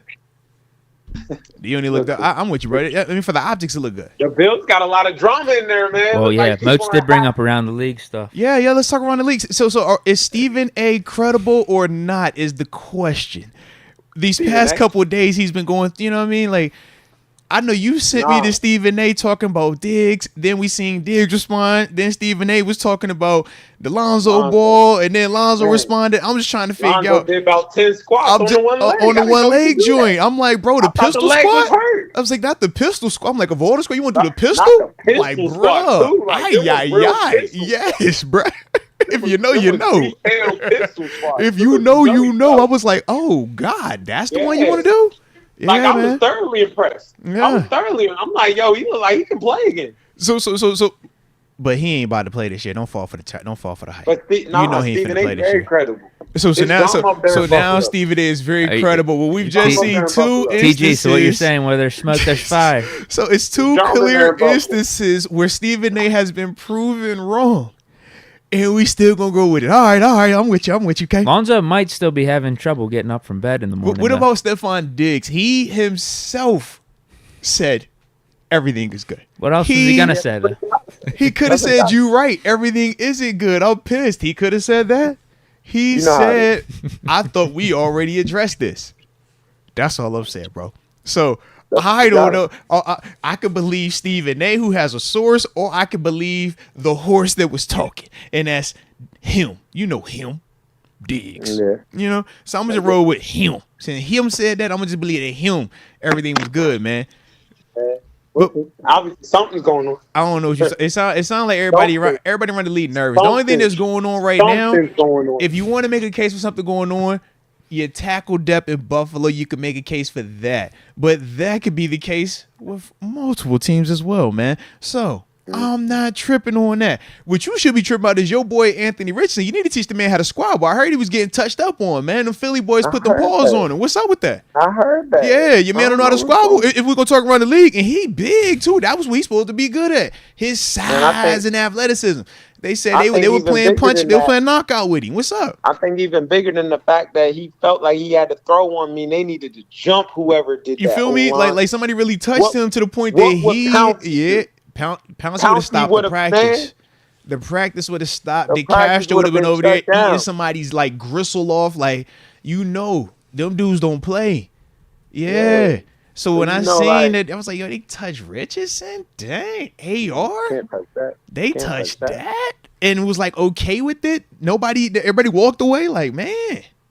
It's crazy. It's early. Trying to get to know him. Maybe TG was right. He went to the wrong place. Dang, man. Yeah, I mean, you seen Prime. Prime was getting on his boys too for not fighting, bro. Dang. Prime don't play that. Dang. Prime don't play that. Let me find out, man. Let me find out y'all got that over there in Indy, huh? I just wish they rode with him a little bit, but I don't know. It's tough spot. Not really. Tough spot. Tough spot. Not really that. Your franchise started quarterback getting punched on and nobody got his back. Are you crazy, bro? Man. TG, could you imagine if we had a joint practice and somebody touched Ben, breathed on Ben? Yeah, Oh, man, what? It wouldn't be a practice no more. Stopped. Deke, it wouldn't have been a Pouncey practice. would never stop. Deke, the practice would have just completely got shut down. It would have been shut nothing. everything down. Send everybody home. Everybody just go home. There's nothing else that's going to take place today, bro. Nothing else. Everything down. That's crazy, bro. That's crazy. Hey, sticking with And the that's Colts how- though, Jonathan Taylor. They gave him permission to seek a trade. Where do you think he lands? You got a TG prediction here? I think he lands. You was about to say think- Pittsburgh, bro. You foul. I know you were about to say Pittsburgh, bro. No, I mean Oh. it's funny that they're at the joint practice with Philly at the same time. Mm-hmm. But I think he's gonna land somewhere like just like Miami still want a running back bad. I could see Miami trying to take a shot. Yeah, because they were in on Cook. They were, yeah. They was trying to get Cook. What's Minnesota got going up there? Well, they haven't replaced that would Dalvin. make sense. Yeah, that would make sense. But see, this is my thing though. If you're Minnesota, you weren't okay with keeping Dalvin, but you're gonna trade a first-round pick to bring in Jonathan Taylor. He's not going to get a first rounder. But Irsay has already said that. That's what Irsay said he wanted. He said he's not trading him for a first-round pick. That's how I looked at it. I figure I'm like, either he's valuable enough like that, or he's not valuable enough. It can't be I'm not giving you a both. first rounder for that. Yeah. What year is he in the league? Like 4? This is 4. 5? Yeah. He been hit too much. I'm not giving you a first rounder for that. I mean, technically, I don't know how legitimate said injury is, but you've seen how he's walking around in camp. I'm like, I don't know if that's the full-on milk job or is it like really jacked up. Because sometimes you know how it go. You I'm play, not giving you a first rounder for that. I don't care what he is. I'm not giving you a first but rounder. he almost gave you 2K though. Bro, I don't care what he did. I'm not giving you a first rounder for that. But what if that 2K is the difference between you going all the way or not? Who am I? Kansas City. No, I'm Kansas not City giving don't you a need first. it. Yeah, Kansas City ain't gonna need him. I don't need it. And nobody that needs it gonna. Buffalo don't need it enough for a first. Not giving you a first. Since he ain't giving up a first for it. Oh, I would have went and got Cook if I was that thirsty. New England, you got Ramondre. You're not tripping on They that. just picked up Zeke too. You're right. They just got Zeke. Yeah, and he got the college number of Zeke. Yeah, that's different. Zeke, Bro, why right we there. act like it's not still a Leonard Fournette out here that can't give me 3 It 4 is a yards? Like, Lenny. Is it playoff Lenny? Is it playoff Lenny though? Let's find out. That's all I'm saying. If it's playoff Lenny, I don't I have to like give you a first playoff rounder Lenny. to get it. Yeah, like TG said, it's good enough. You don't got to give up first rounder for it, I and don't you're gotta give you a paying first him rounder to get it. what, a 1 year, $2-3 million.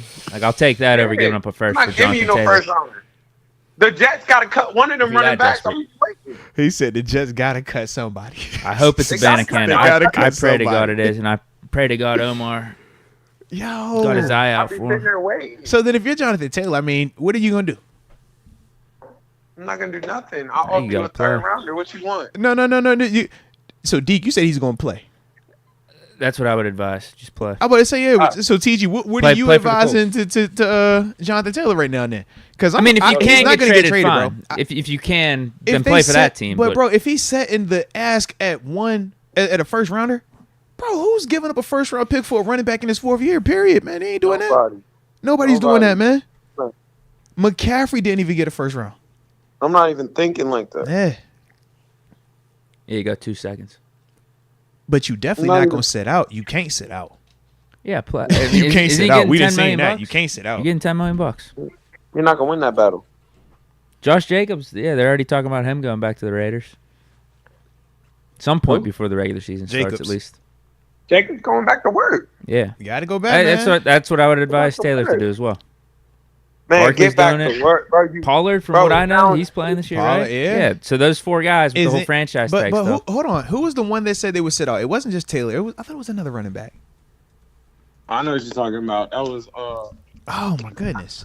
Wait, Taylor He said might have he not was- got he tagged. was- That was Josh No, he Jacobs. didn't. It was Josh Jacobs. It was going back Jacobs. to work. Taylor's not tagged. He wants the extension, though. Yeah. That's what it is. Well, I don't blame him for that because he's Bro, getting you paid can't- Well, yeah, that because at least second the round tag would money. have been at 10. Yeah, Yeah. him right now. He's They're Yeah, gonna he's in a tough blackball spot. him. Actually, I don't know what I advise him now. Knowing that it wasn't the tag. because at least if you're on the tag, you getting 10. Oof. Right here, he probably was he getting 3? He was a second round pick, less than Well, that. probably less than Man, they gonna blackball you if you sit out. You can't sit Can't out, sit- bro. You can't sit out. Can't sit out. That's for certain. We didn't see unless every running back is sitting out.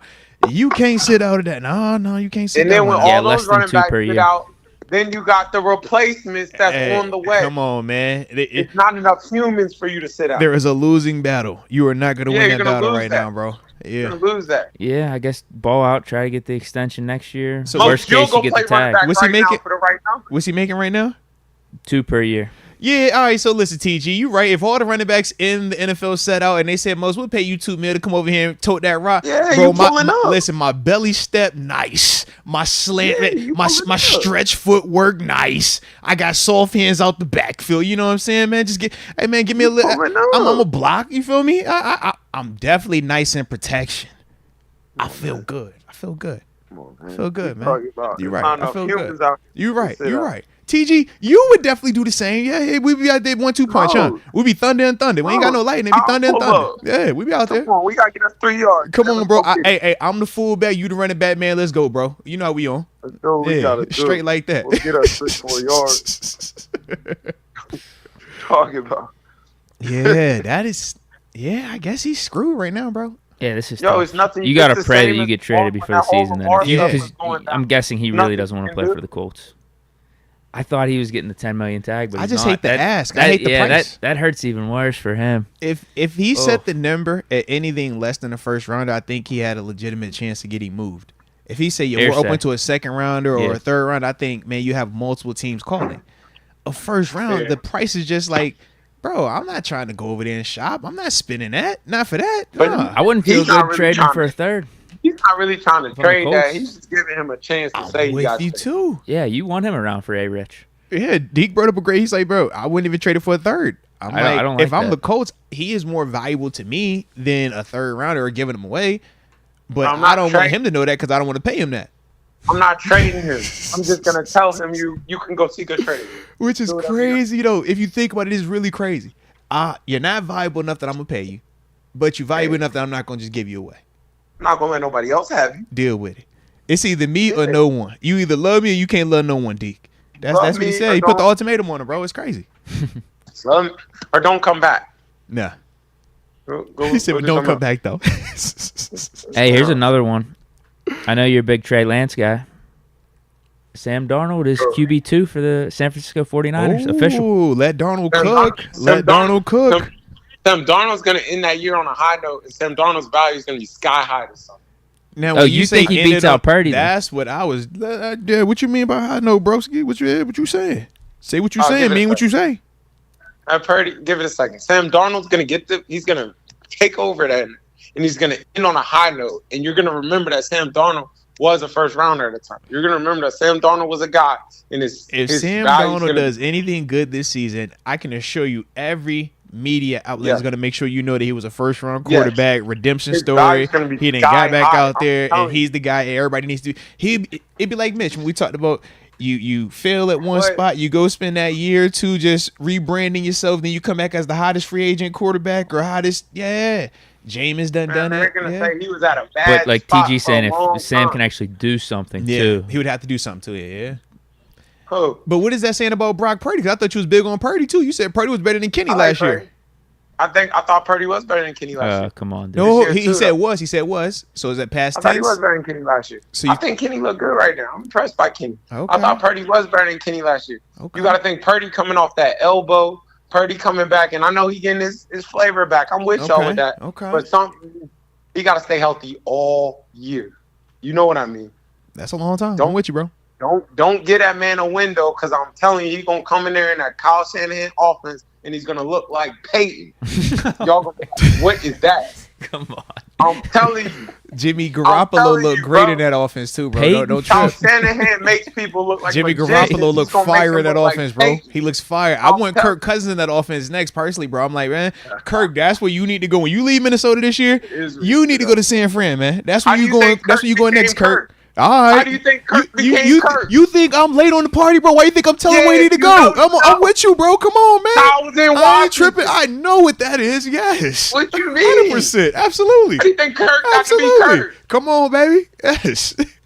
I'm like, when you're done here, you need to go there and nowhere else, man. That's where you go next. Some offenses just work. That's one of them. That thing works. Facts. Tried and true. It don't matter. Personnel does not matter in that offense, man. He know what he doing, bro. If you play quarterback and you're not a running back, you legit play quarterback, you gonna be fine. Yeah. You can be straight. He gonna make you look, man. Unless you're Trey Lance. Yo, don't act like Sam Darnold don't got crazy Mullins too. He was trash. Beathard. They don't count. Bro, he had Nick Mullins balling. Yes, CJ Beathard balling. Come on. Nick Mullins had that highlight, though. No, Nick Mullins had the cool highlight running down the sideline with the double under fist pump. That was pretty cool. That's got to count for something. Playing all right. Nick Mullins is still in the league from that team. Nick Mullins is like the bar hero, you know? It's like, yo, man, that's Nick, man. Almost like how we looked at Duck Hodges here. Like, he was just like a folk legend. Like, oh, yeah, like it vibed. So he had a little bit of vibe. He had a little bit of moment. Duck Hodges. No, it's not at all. What's next for Lance? Lance is in trouble a little bit. Hey. He kind of got I think he got to just find his wave. He just got to get better. It sounds like I'm not sure what's going on, but if everybody say it's you, it can't be you. No, you told me if everybody say it's you, then it's not that person. It's everybody else. Right. You told me that. That's what you told me. That's what. Rephrase. I said that. And the first time. This is the second time again. You've had all right to be the starter, and it's something still. They ain't telling us something going on in there. They ain't telling us something going on in there. It's something they not telling us, but it's a reason they keep being like, not yet. Hey, when you give up what you give up to go get what they got. Yeah, I ain't trying to hear all that. I ain't trying to hear all that. I'm trying to hear that neither. The same way, Anthony Richardson, you're going to have about 2 years, and then it's going to be the same. Where you at right now? That's Trey, yeah. Trey, you better. Yeah, it's time. It is definitely time. But I think this is a little bit different. I think Anthony Richards at least kind of gave a little. He gave more. And he was at a bigger school, and he actually played that final year. We know with Lance, it was the COVID situation. He hadn't played in, I think it was like 12 or 15 months, something like crazy. So, I felt like we were totally guessing with him. Like, we didn't know what that was. Like, we didn't even know how he really threw the ball. They saw him beat JMU in the postseason, and everybody just assumed that he was going to be Well, people were trying to get on that Mahomes That's wave, what it too. was. That's all we it see was. Mahomes have success. Oh, could this guy be the next Mahomes? They said if he could beat with the that mobility type of and the arm powerhouse strength program, and stuff. you know? I think that's what they were going for. Well, because he was showing that stuff versus a powerhouse at the time. And nobody has seen that type of performance against a prestigious university, which is James Madison. You know that, Deke. So I get why everybody got hyped. It's kind of like C.J. Stroud. Everybody lost their mind when they saw him do what he did versus Georgia. That's the Trey Lance situation right now. So, I mean, I get it. It happens. Deke, you ain't feeling that way? Hold on now, Deke. You know it's a powerhouse, I didn't think Deke. Trey Lance was that good coming out. Deke, but he showed off as a powerhouse. Just roll with the powerhouse part, and everything else don't matter. I need to watch the game. Oh, that's crazy. That's crazy. Can't say I watched that That's one. crazy. Just take my word for it. Then it was a powerhouse team out there that wore purple. Just take my word for it. Just take my word for it. I don't know about that. Just take my word for it, man. Just roll with it, man. Jeez. Hide. I don't know if I got anything else. I know the last thing I had, man, was just that Miles Jack. Then hung him up, baby. Retired, man. Bro, what's up with the mid training? He just got signed like a week ago. He was taking reps with the starters. They ain't even put him out there with the bums. They was like, yo, you go ahead with the guys. You be a starter. Oh man, how long was he at the crib for? He was chilling at the crib for a minute. He got a taste of life. When did we when did that happen from us? Right after the agency? season, right? Yeah, we cut him early It's like on. right, yeah. So he went through the summer. He did a whole summer. He said he wants to work though. He said he's trying to be an electrician or take up a trade or something. Yeah. Man, if he wasn't playing football. Man, he done seen life. He rich. He rich. He is rich. He is definitely rich. He's definitely rich. Like, let's not forget he's rich. He's first round rich too. Well, that's what I mean. Why not just chill and do he's like nothing rich, as bro. opposed Yeah, to start up the electrician He's rich, stuff? rich. Yeah, he's rich. He's straight. Life It's is like good. it's levels to rich. He's rich. Yeah, he definitely in that rich. combo. Yeah. Life is good. Yeah. So you He's think rich he's like doing that the rich. electrician stuff? That's my part. So I'm with you, D, because he did say he wanted to be an electrician. He was Yeah, I would just chill. like then. he was Jesus. He was being a If carpenter. I wasn't He was doing doing football, that type I'd of just stuff. chill then because, like you said, I he's got think a you lot of gotta money. do something. That's the part people don't You know. do Like, gotta do I don't care if you're something. sitting on 80 million. You gotta do something. You will lose your mind. You will lose your mind. You gotta do something. Gotta do something, bro. Everybody like you rich, don't do nothing. No, They tell you gotta all do the something. time, boy. You in your 30s, TG. You in your 30s, boy. You sit here too. That's the question. Why not just be the linebacker for the Eagles then? Unless his heart's just not in it anymore.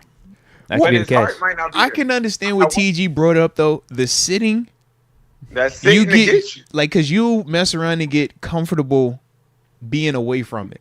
Okay. And once that happens, I know I can speak from personal experience. You start just looking at it differently. You start saying to yourself, "Oh, life isn't that bad not practicing at OTAs.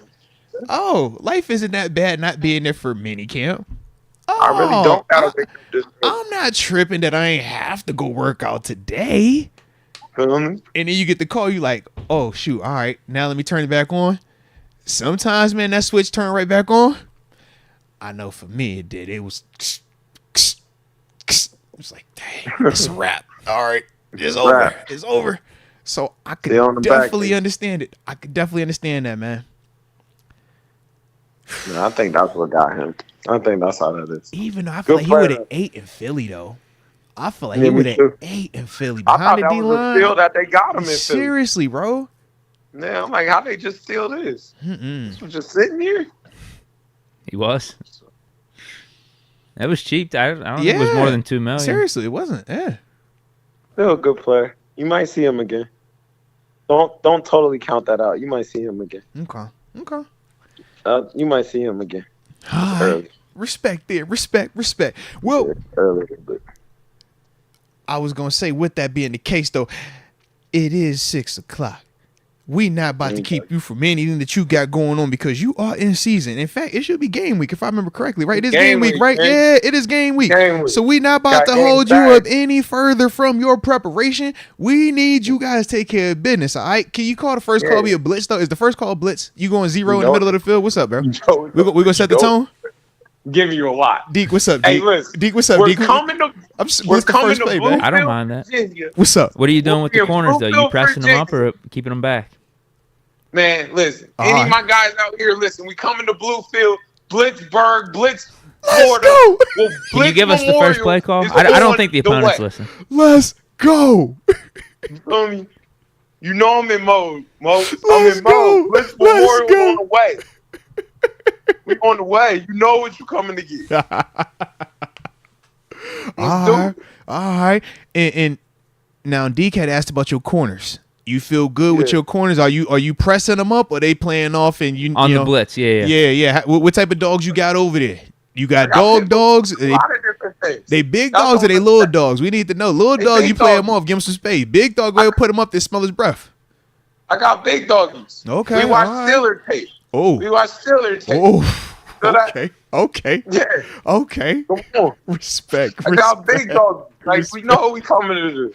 He said, yo, we ain't play with y'all guys. Like, y'all know what time it is, man. Right, fine. Get up there, smell the breath, man. We at your face all day, all right? I don't care what they Come say on, over man. there. Cover your man or don't come home. Period. If you can't guard them, walk back. It's that simple, Walk man. back. Walk back. Let's go, man. Let's go.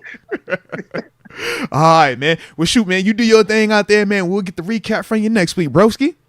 All right, doggy. Hey, man. All right, Appreciate dog. you as always, man. Peace, bro. Let's go. Shout out to TG, a.k.a. Terence Garvin. My mother freaking locker mate. I hope he's not showing him Artie Burns film. Oh, God, no.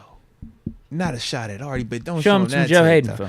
film. What about Ricky Joe Hayden? Or Ricky Artie Burns? He was good. Give him Ricky Artie Burns. That dog. I liked him. That overachieved. I thought we had a guy. Hey, man, I did too. Shout out to my dog, though, man. Shout out to my dog. Hit these supers. So we got about 10 of them or something. 10, Man, 11. sound like a plan. Man, because Deke, man, you know what the day was going to be, man. It was a vibe, you feel me? And we vibing now. We vibing. Good talk. I already told you what I need to see in this Steelers-Falcons game. I don't have much for you. I literally have 3 things I wrote down, broski. I'm with you. 100%, man. I just want to get out of there healthy. 100%, bro. Sound like a Trust broken me. record. Trust me.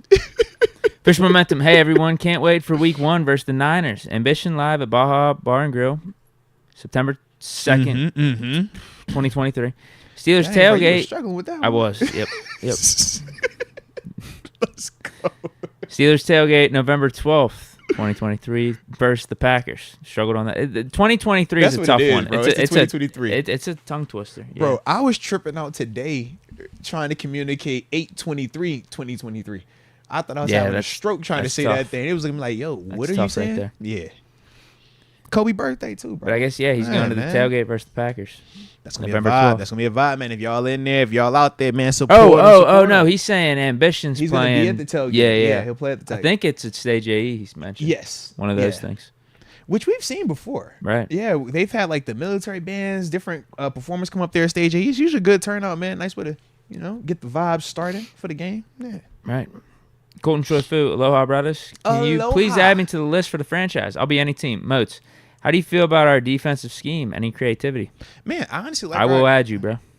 Oh, I was about to say, hey, I likes it, baby. I likes it. To me, man, I like our defensive scheme, though. I think that we do have some versatility. I think that we showed a little bit of that in that Bills game when we were bringing out Keanu Neal and specifically watching how they were using him to insert versus the run just as alternatives. And the reason why that's important is when we're talking about our linebacker combos, if we did decide to, take a little bit more athletic approach, which is Quan and Cole versus a Landon and Quan or a Landon and Cole or even a Landon and Mark. If you took the approach of more athletic in there, well, maybe you're saying, all right, how do I offset some of those running gaps? Well, Keanu Neal, the way they were inserting him or having him down by the line of scrimmage in that Bills game is one of those things. So I do think schematically we did show some stuff and some versatility that is a positive for us. But the rest of it, man, I feel like, the way our personnel is set up, we don't have to do a ton on the back end because of our ability to win up front. And I think that is one of the things that's going to really help us out. We are going to be playing aggressive on that outside, man. We man a lot. We were doing that last year to the point where sometimes it would get us in trouble. We're going to be in that Tampa 2 a good amount as well. As long as that pass rush is doing what I think they're capable of doing, we should feel great or really, really good about our back end from a schematic standpoint, because you're never going to have to worry about not having the numbers because we're blitzing so much. That's one of the pros and cons of blitzing. Yeah, you're going to make them throw it faster, but every time you take a guy out of coverage, you just got to know that, man, we got to figure out how can we hide that hole. Whereas when we got it, how we've been doing it with TJ and Highsmith for TJ and Bud, where we were just rushing 4, Cam getting the pressure from the inside, it allows them dudes on the back end to not have to ever feel like they're down a number. And that helps you when you're dealing with the Jamar Chase, Mari Coopers, Odells, all the big time dudes. You don't want to have to be, short DB versus those type of dudes. So now I do feel really good about our scheme. Trucker James, if Kendrick Green isn't making the team this year, do you think they will let Spencer Anderson play center in the final preseason game?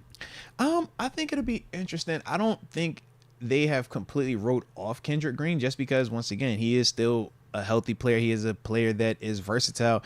And outside of the snap last week, there wasn't the same level of plays like how we looked at that Bucks game where, like, man, this is a liability. You got killed right here. You got blown up right here. It was not to the same extent. So I do feel like for Kendrick, I mean, if he goes out here and plays his best and doesn't have any egregious stuff, and who knows, maybe they show him some fullback stuff so he can get that on tape in the stadium, maybe it's different for him. But Spencer Anderson has been playing extremely well. I feel like for Spencer, all he has to do is just keep playing well, and I feel like he should be able to make this roster and be straight as is because of his versatility. Not just playing center. He could play right tackle. He could play left guard, right guard. So you talk about multiple spots that this dude has not just shown he could play in practice, but even in the preseason, he has taken snaps at multiple positions as well. That's one of them ones that really has him with a leg up. And he hasn't had a ton of bad tape out there either, which is also a huge advantage for him. Yeah, I would like to see Spencer Anderson at center. I'd like to see more of him and less Kendrick Green, just in general. Oh, yeah, I ain't hating Anderson, yeah, he's going to be interesting. Yeah. I would like him to make the team. It's going to be tough. I think he's right on the border. And I think the Steelers really like him. It's just we already have so many offensive linemen. Yeah. Like there's eight solid guys I feel like are going to make the team from the O-line. And then of those 8, there's about 3 or 4 of them that have the center flexibility in case Mason Cool goes down. So it's tough. It'll be interesting, though. Because I've talked about this, and I know I discussed it yesterday on Bleacher, but we're going to have some big names getting cut. Or just notable names, at least, within Steeler Nation. Nate Fisher. Do you guys see the video? Did you guys see the video of Tomlin on the sideline during the game saying, does anyone else have a younger brother after Nick Herbig made a play? Hey, Coach T, he all about the family ties, man. Who's your daddy? Your daddy play in the league? You got an uncle playing in the league? What about your granddaddy? Did your mama run track? She play volleyball? Or she a hooper? He looking for athletes, man. He's trying to build a second gauntlet. Seriously, bro. Seriously. I mean, it's been working out, though. Well, I was going to say. You look at Hayward. You look at Herbig. Yep. You look at TJ, because TJ's technically the younger Watt, so.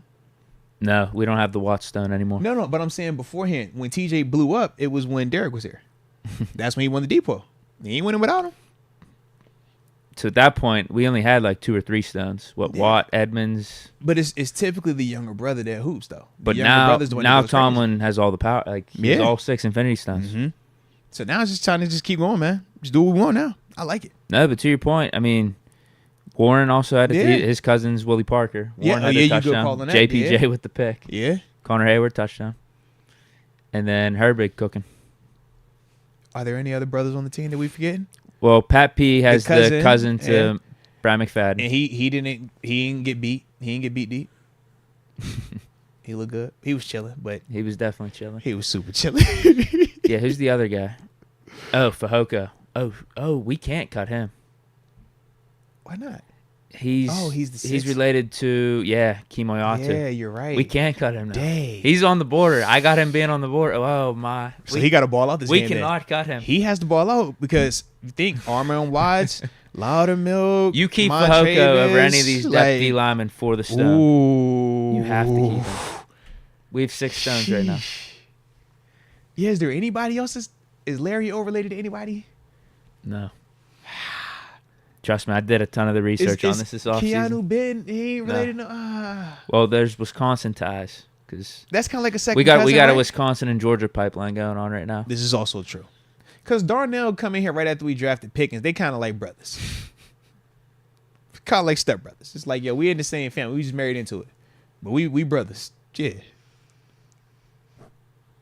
Yeah, we can't lose Fehoko now. He finally got 6. Shout out to Fehoko, though. Fehoko has been playing well, too. So I ain't tripping on it. It's going to be interesting, though, man. It is going to be interesting. Official momentum. Deke Twitch, ? Not tonight. I'm really busy tonight. I can't. Moats, hit up your inbox, too. # Corey Davis. All right. I will do that, man. I will make sure Corey I check Davis that out. retired. Oh, he did?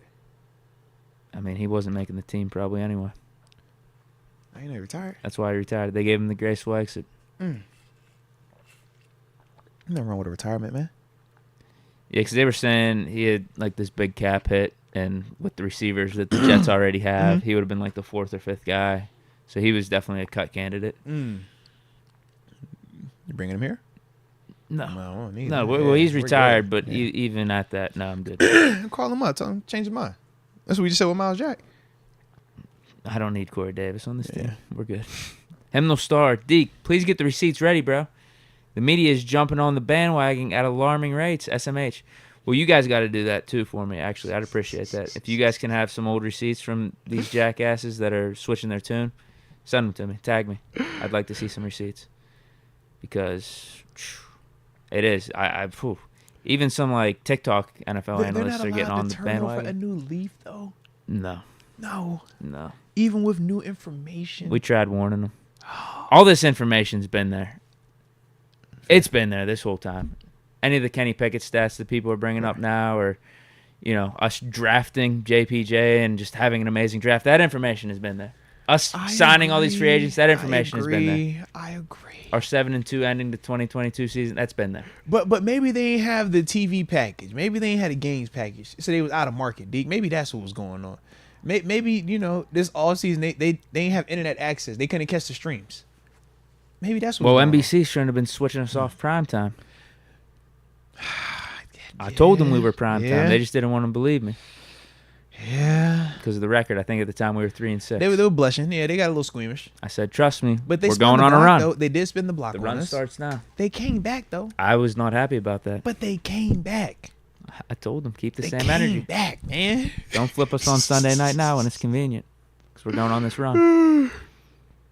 Hymnal Star. Oh wait, I just read that. Please get the receipts ready. Yeah, you guys. If you guys got any receipts. Sean McCartney, with Dan Moore starting over Jones, are we satisfied with the guy we were ready to replace, and his replacement isn't ready? Should the left tackle be a concern? To me, it's not, but my perception was a little bit different. I view Dan Moore as just a starting tackle in this league. Not a great player, not a Pro Bowl, just a good player right now. He's young, though, right? 2 years starting at left tackle. The guys that he's faced, it wasn't ever a guarantee that Broderick was just going to come in and beat him out. Now, us drafting Broderick as high as we did, it did show that he was going to get every single opportunity to beat him out. But the tape is the tape. And that's the one thing that I feel like Coach Tomlin does as best he can. He abides by that tape and allowing that to be the dictator of who goes out there or not. And I do feel like that is why Dan Moore is the guy right now, because Dan Moore's play has not dropped off in any way, shape, or form. Now, do we think that Dan Moore has the same ceiling as Broderick? No.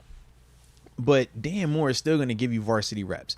So in terms of concern at left tackle, I don't have a ton of concern out the gate, because I do feel like we still have a good floor, which is the part that's going to make us be fine in the meantime until Broderick gets up to speed. Now, when Broderick gets up to speed, I think it's a different convo, because Broderick has some of that athleticism at that position that you see with some of them all-pro dudes, them franchise caliber left tackles, which is why we drafted him where we did.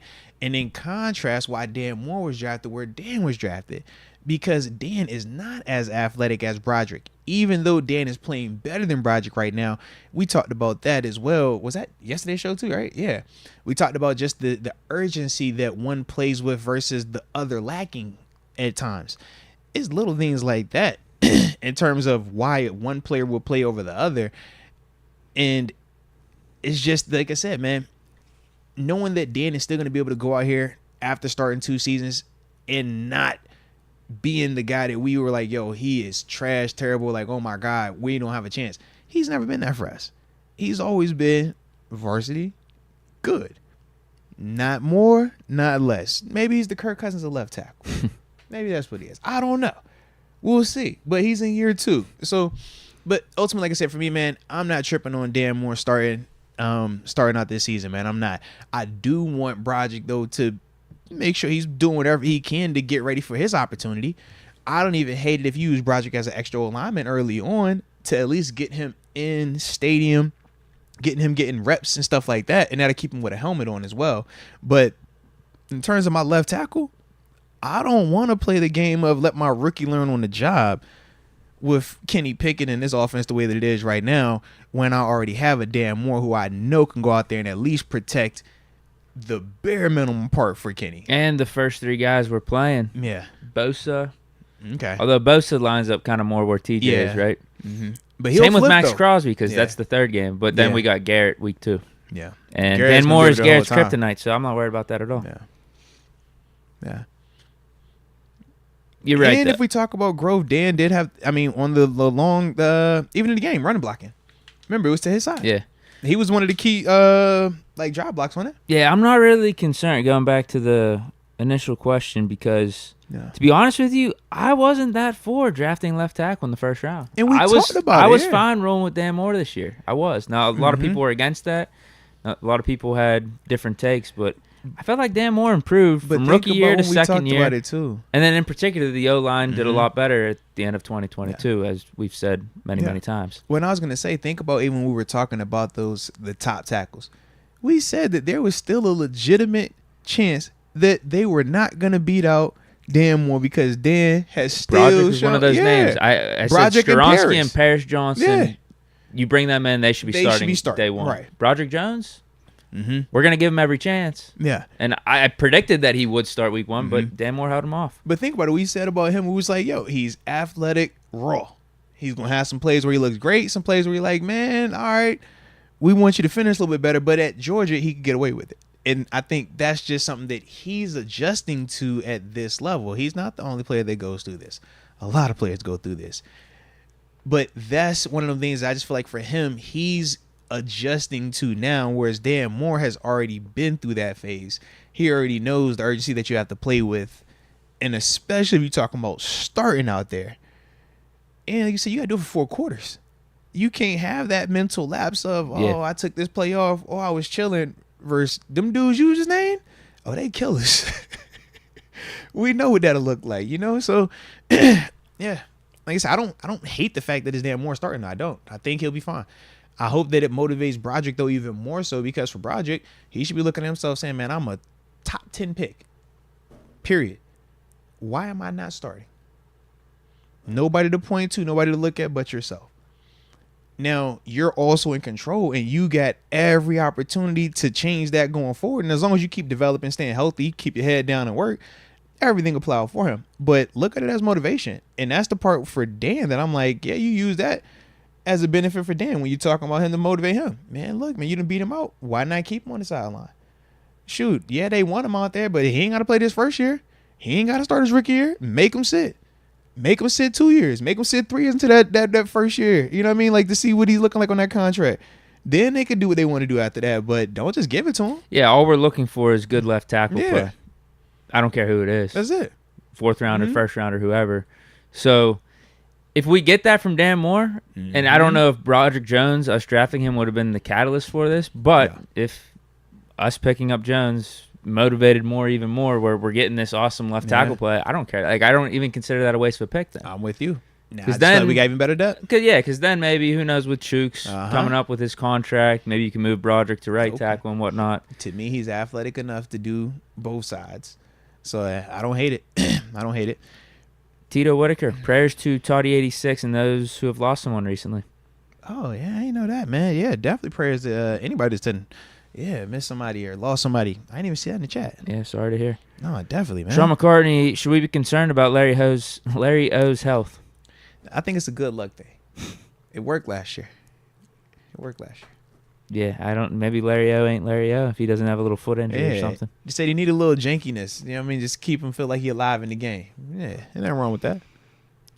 Next, Jonathan Stevens. Deke, put me down for the Madden League. I subbed on Twitch during Madden 23, and you mentioned I would get in for year 2 of 23 if you did one. Okay, you're on. I guess you got a PS5, right? If you're saying that.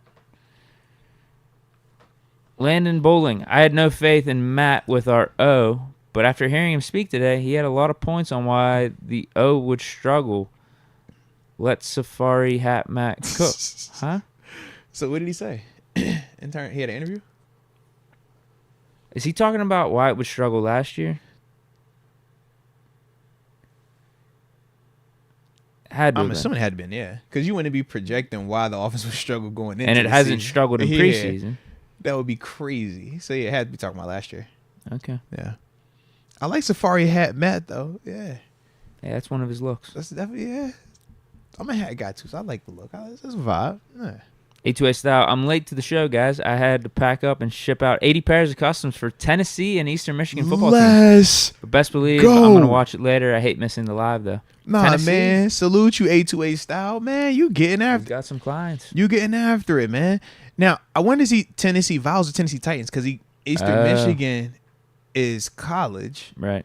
Tennessee, because I'm like, all right, if it's the Vols, I know Ramon probably be hyped to hear about that, you know. Shout out to my dog. Either way, that's a good client. Yeah, either way. Tennessee Titans, you got a pro football team. That's even better. But then if you got the Volunteers, that's a high-class college squad, college football team. What you mean by high class? Why'd you say it like that? It's just an SEC program.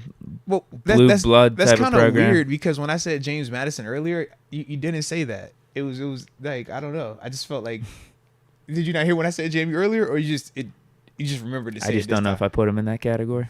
Wow, that's crazy. Deke, why are you picking on me I don't know today, if JMU has Tennessee's type of money. Why do you keep shooting that? That's crazy, Deke, man. I thought we was in a better space today, man. Dang. Yeah, we're in a good spot. He says the Vols, too. It is the Vols. Shout out. Good for him.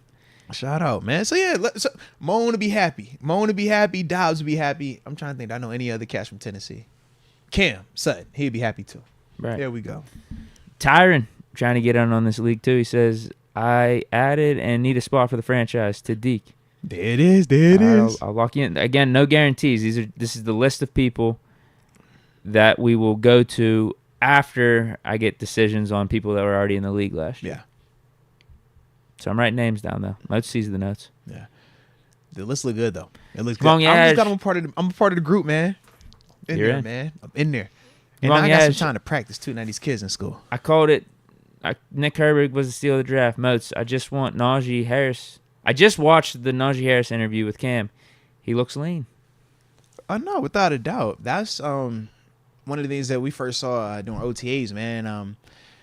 A noticeable leanness to his body in contrast to last year. Last year we talked about big version of Najee. It was muscle, but it was just big. Like he looked 245. I know he said he was like 242, but he looked a lot bigger. Whereas this year you saw him, he just looks super lean. He's still a big back. Like he's not ever going to be small, but think like L. Bell when he came back that second year and leaned out. Not saying that Najee is going to be to that extent, but it was that type of noticeable difference between last year to this year for those that have had a chance to see him in person so far. So, yeah. A2A style, I feel like Jones is the future at left tackle. Moore is the future right tackle. Chooks is future gone. I mean, think of like this, though, right? Chooks was once what Dan Moore is, right? The young guy that we were trying to replace, and it really never worked out in terms of replacing him, and then he became just consistent to the point where we're like, all right, you're good enough. We paid you. You're the guy. That was Chooks. We tried to replace Chooks multiple times, and he survived it every single time, right? And then to the point where we actually compensated him last year, and to the point where he played well, and even this year we weren't even tripping, talking about replacing him just yet. I look at Dan Moore, and I'm like, why won't that be him?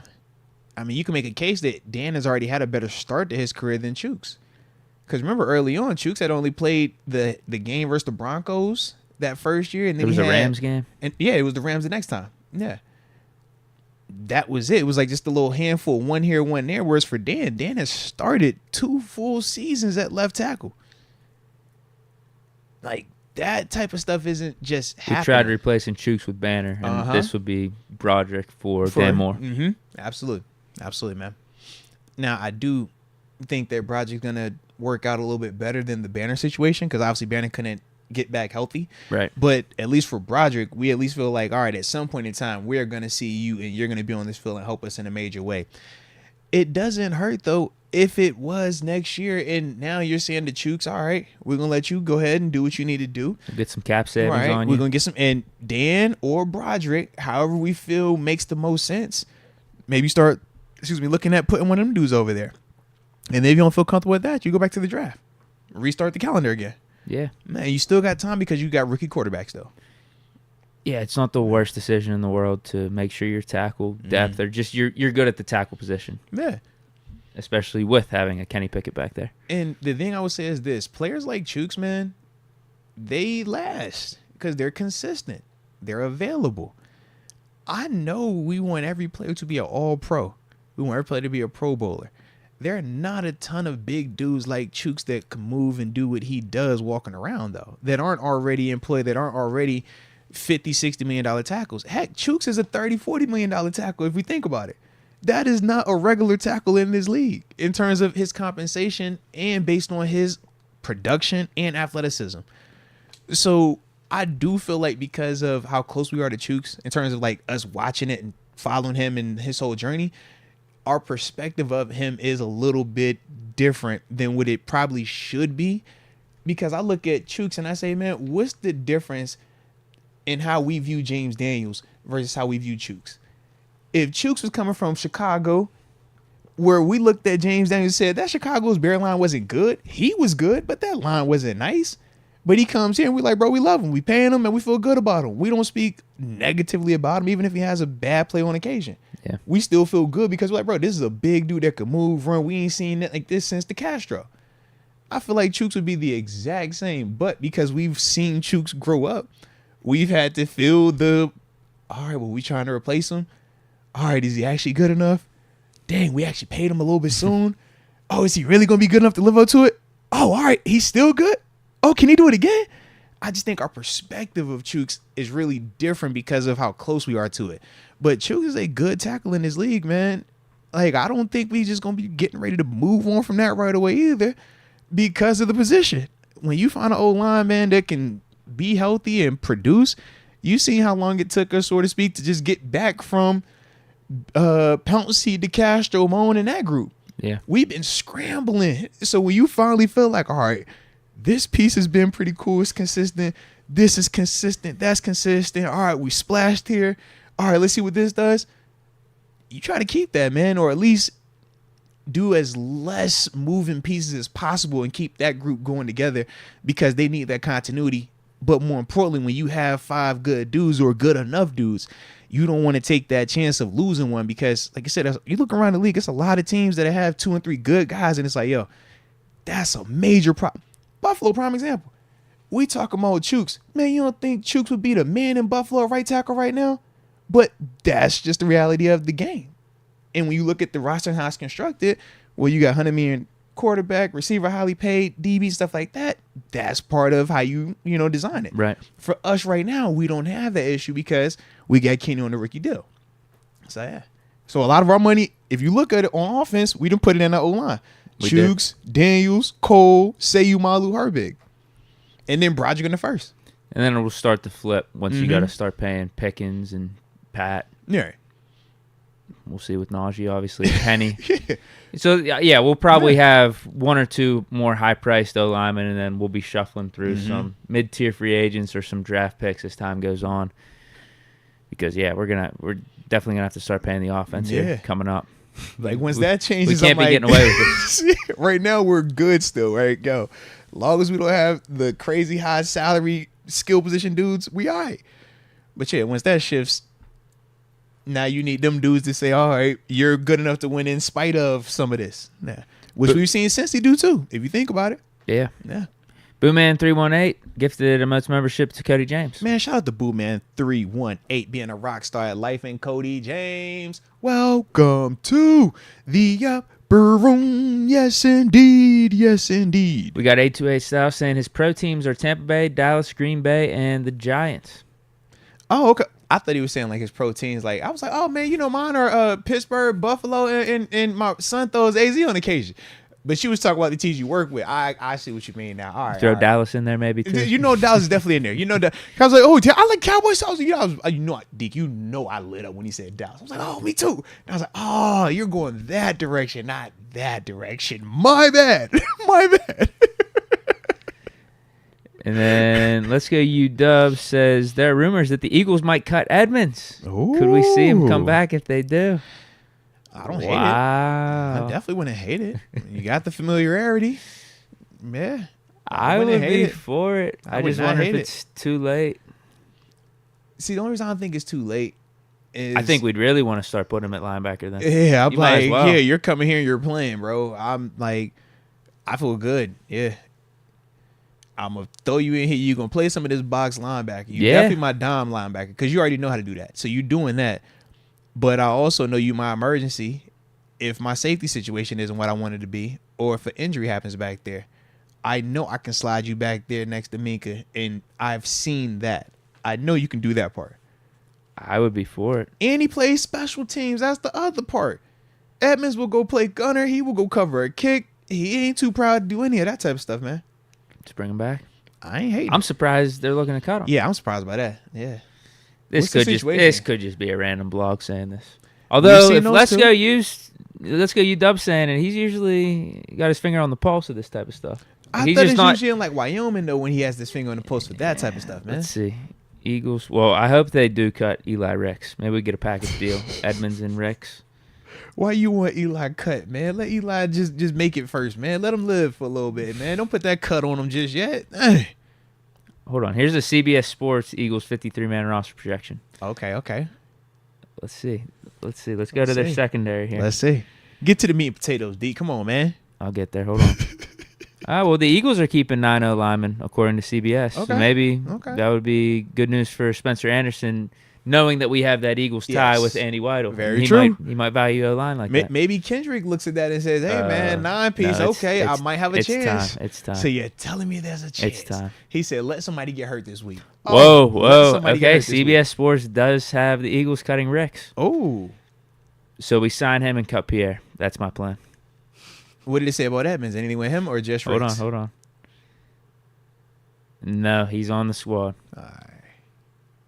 What'd they Yeah, say about Ricks I don't see why they would cut him because I'm the with other you. names here, Reed Blankenship, Sidney Brown, Terrell Edmonds, Kevon Wallace, and Justin Evans. Those would be the 5 safeties that make it. then? Yeah, I'm with you, bro. You got to keep Edmonds. I'm with you. What they say about Ricks, though? Why they say they're going to cut him? Just numbers or what? Yeah, you got to think. They drafted Keely Ringo, too. They got Darius That was- Slade, they James got Bradbury, Ringo in the middle, yeah. Avonte Maddox for their slot guy. Shout out to Avonte. He's still been doing his thing over there, too, bro. Let's go. And then he has them keeping Joby and Mario Goodrich over Ricks. I don't even know who Goodrich is. Interesting. Let me see. Yeah, does he give an explanation here? Have young talent. Ricks would be a practice squad candidate if he clears waivers. That's what he says. Would he clear if you're Pittsburgh? I don't think we'd make that move. I don't either, I bro. think they like will Pierre. like the safety in Pierre of just knowing what you got. Yeah. Ricks is the high upside guy. Uh-huh. He would be the new Corey Trice. And coming off of a cut. I won't know where his mind's at either, man, off of that. Some dudes, they rally in the right way. Other dudes, they take it a little more personal. I would do it. It could hurt you early on in your career, though, maybe, if you got sliced, man. I hope you make the roster, man. Don't cut him just yet.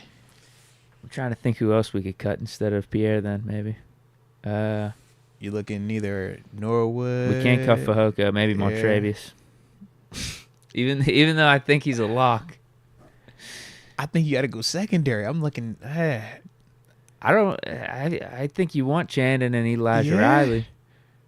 I'd cut Elijah Riley for Ricks. Shoot, what if Give me the upside. does Elijah Riley have a chance to legitimately start though? I think he's gonna play. I told you, I think he's gonna be the Mollett for us. Okay, then. Like, he'll play slot in some run situations. You mess around up 30% of the snaps. And he's good in special teams. Yeah, I'm sorry. I wouldn't make that move in real life. I would make that move in Madden for sure. Yeah, it's tough. We just got a lot of good players. Nah. I would want Ricks, though, if he gets cut. See, Him and Abandakanda. Those are my top two targets. I'm not tripping on Ricks. Abandakanda definitely would want that. And if Edmonds somehow they decided to do that, 100% bring that back. Yeah. I just don't see that happen if you Philly, though. I'm not really seeing much more buzz about Edmonds getting cut here. And then, the CBS article has him making the team. Let's go. You, Dub, have any follow-up here? Did he say anything as to why he said that? I was trying to look through. I didn't see He's just trying to speak it into existence, maybe. Don't do that. Okay. Next one we have Kaza 410-443. Never crossed my mind, but your rookie year, my cousin was up in Buffalo. DT out of Morgan State. Do you got a question also? You think we can move Alex to middle linebacker? I want to know I was about to say, who is your cousin? What's his name? That's what I want to know. Yeah. He said from Morgan State, D tackle. I would love to know his name because I probably crossed paths with him, man, at some point if he was up there. Yeah, because I was there 10 to 13. For Edmonds, would we cut like a gunner? Would we cut Killebrew? I don't think Killebrew. To me, I think that once again, Norwood and Elijah Riley, I think those type of dudes would come a little bit more for Edmonds because Edmonds can still walk in that box. You can get away with Edmonds in your 3 safety role on base downs, which is essentially pseudo nickel or big nickel. He's what we were doing with Keanu Neal. We've done with Edmonds before in terms of him inserting in the run game.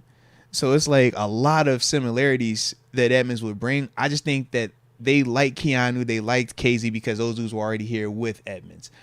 To me, I look at Riley and then Norwood as the two that are kind of like the outliers because Killebrew is a special teamer. But I look at Riley and Norwood's opportunities that they've been getting, and I look at that largely because of there is no Edmonds here. So it's just that's the part where he does that multiple of those things. Don't cut Elijah for Eli Ricks, but maybe for Terrell Edmonds. Right. Because they would be very similar in terms of their approach of what we're looking for. But Edmonds was a first-round pick. And has done a lot of good things for us. I mean, he started 5 years for us, man. Heck yeah. Whereas Elijah, he's like, yo, we like you. You're a great story. You're putting together a great training camp preseason. Pushing Chan and Sullivan, but That's the move right there. Because I do think we keep both Riley and Sullivan. Yeah. But if Edmonds becomes available, see you, Riley. And I can see them saying, hey, Riley, go be on the practice squad. Yeah. Because Riley could survive on that. Yeah. That's definitely how I would see it. But that only happens if Edmonds gets released. And I really don't see them releasing him, man. So let's go UWs on to something. Hey, man, you never know, though, man. He been hot before. Yvonne Yaj gifted a Moats membership to Dean Strebel. Shout out to Hamon Yaj being an awesome person. And Dean Strebel, welcome to the room. Yes, indeed. Yes, indeed. Let's go UW says, just what I hear from Eagles fans about him not doing great in camp so far. Yeah. Okay. Another CB name out of interest is Greedy Williams. Yeah, didn't we talk about him yesterday? Yeah, we did. Greedy, great athleticism, was highly regarded coming out of college. Definitely dude that we looked at even. But right now, we were just saying based on the people that we have here, I mean, it was going to be between, like we just talked about, him and Pierre. If we were doing the whole Greedy thing. Yeah. Yeah, I think it'd be Pierre. You'd definitely cut Pierre then. Yeah. But with Greedy, we said is Greedy Williams, would this be like the Justin Gilbert move that we made when we had signed him from Cleveland?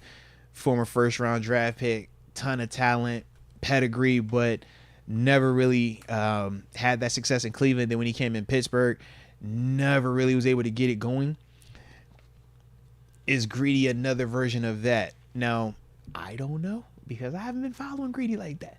But that's just one of them things that you always just ask yourself, man, because of how highly regarded he was coming out of college and going into the draft, for him to be getting, released. It's like, why is that happening, man? So, Steeler Nation on fire. Dobbs has less chances than Mason. # unfair, not equal. No, I mean, you're right. But the NFL isn't fair. It is what it is. You make the most of the opportunities. we look at it and say we don't care about him having less chances. He had a chance. If you get a chance in this league, man, you're blessed. You're fortunate. They don't just give out reps. We talked about Deke being a draft pick and how at one point it was 3 weeks into training camp he had never touched the field. Like, that's this level, man. If they don't feel like it's worth their time, man, they go. And it's such a competitive, such a fast results based business that you don't have a lot of time to be worried about fairness, treating everybody equally and all that type of stuff. And that's what we talk about, just being hardened individuals. Like, we going to talk to you a certain way. We going to react around you a certain way, because you got to be out your feelings enough to know this is what we trying to accomplish. So you either all in, and that means feelings to the side, family to the side, personals to the side, or we're going to be like some of these other teams. So, yeah, for Dobbs, man, that's my dude. Y'all know how I feel about Dobbs, my partner. I like Dobbs, man. That's my guy. But he got opportunity. And then he also had opportunity in Jacksonville as well, man. You got to take advantage of these opportunities. You look at Brock Purdy's situation, and you look at when Dobbs got an opportunity in Jacksonville. Different times of the year, sure, but one guy capitalized on it and looked exceptional at times, right, in terms of Brock Purdy. Whereas for Dobbs, it wasn't that. Even him in Tennessee last year, right? Flashed, but that's part of this level. That's part of this game, man. And yeah, that was a heck of a college player too, man, if you think about it. But that's just how this game goes, man. So never fair, never equal, but yeah, just take advantage of whatever opportunity you get, man. And Dobbs has still been holding it down, though. This is what, year 6 right now? Is he with the Browns again? Yeah. Yeah, I think he's a backup in this league. Yeah, he's a backup. He's 2 or 3. Yeah, he's a 2 or 3 guy. Ain't nothing wrong with that. Booman318. Deke, when is the TG Madden game? Ask him. I don't know. Man. I got to text him. I totally forgot to even bring that up when we was on the call. I got to text him. At least it's out of training camp now, so it should be a chiller schedule.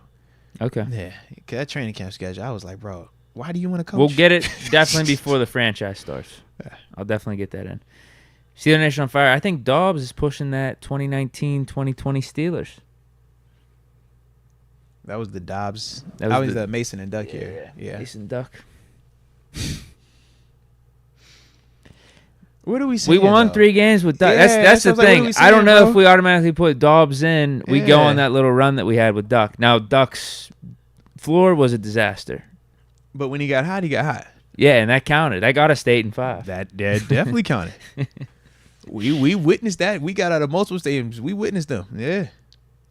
I think if Mason stays healthy in that Jets game, we make the playoffs.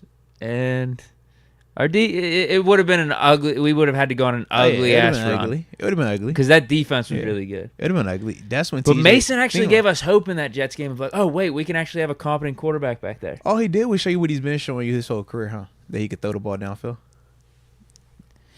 Yeah, but he was he was not doing that in his first whatever it was 8-9 games. He gave you starter Mitch. He was check down Mason. It was starter Check down Mason, starter Mitch. Yeah, like when you first get that, it was conservative. It was painful. Yeah, it was conservative with Mason. Yeah, we did win some games because of the defense. I'm just telling you because that was also when Minka went crazy. Yeah. Once Duck threw those 4 picks in the Bills game, and then he got off to that start against the Jets game, I think hope was starting to sail out the window. But when Mason came in, tied up 10-10, we have some more explosiveness to the offense. It's like, oh wait, if we could get some of that going into next week, and then if we make the playoffs, like you never know. Like our defense just has to be the best in the league, which pretty much they were for most of the season.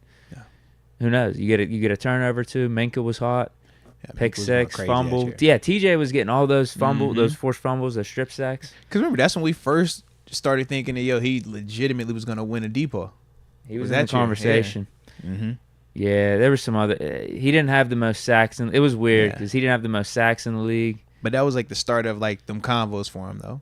Stephon Gilmore had like all those picks. Yeah. He ended up winning. Yeah. Looking back, maybe I should have been pushing for TJ more winning that year. Impact, you know.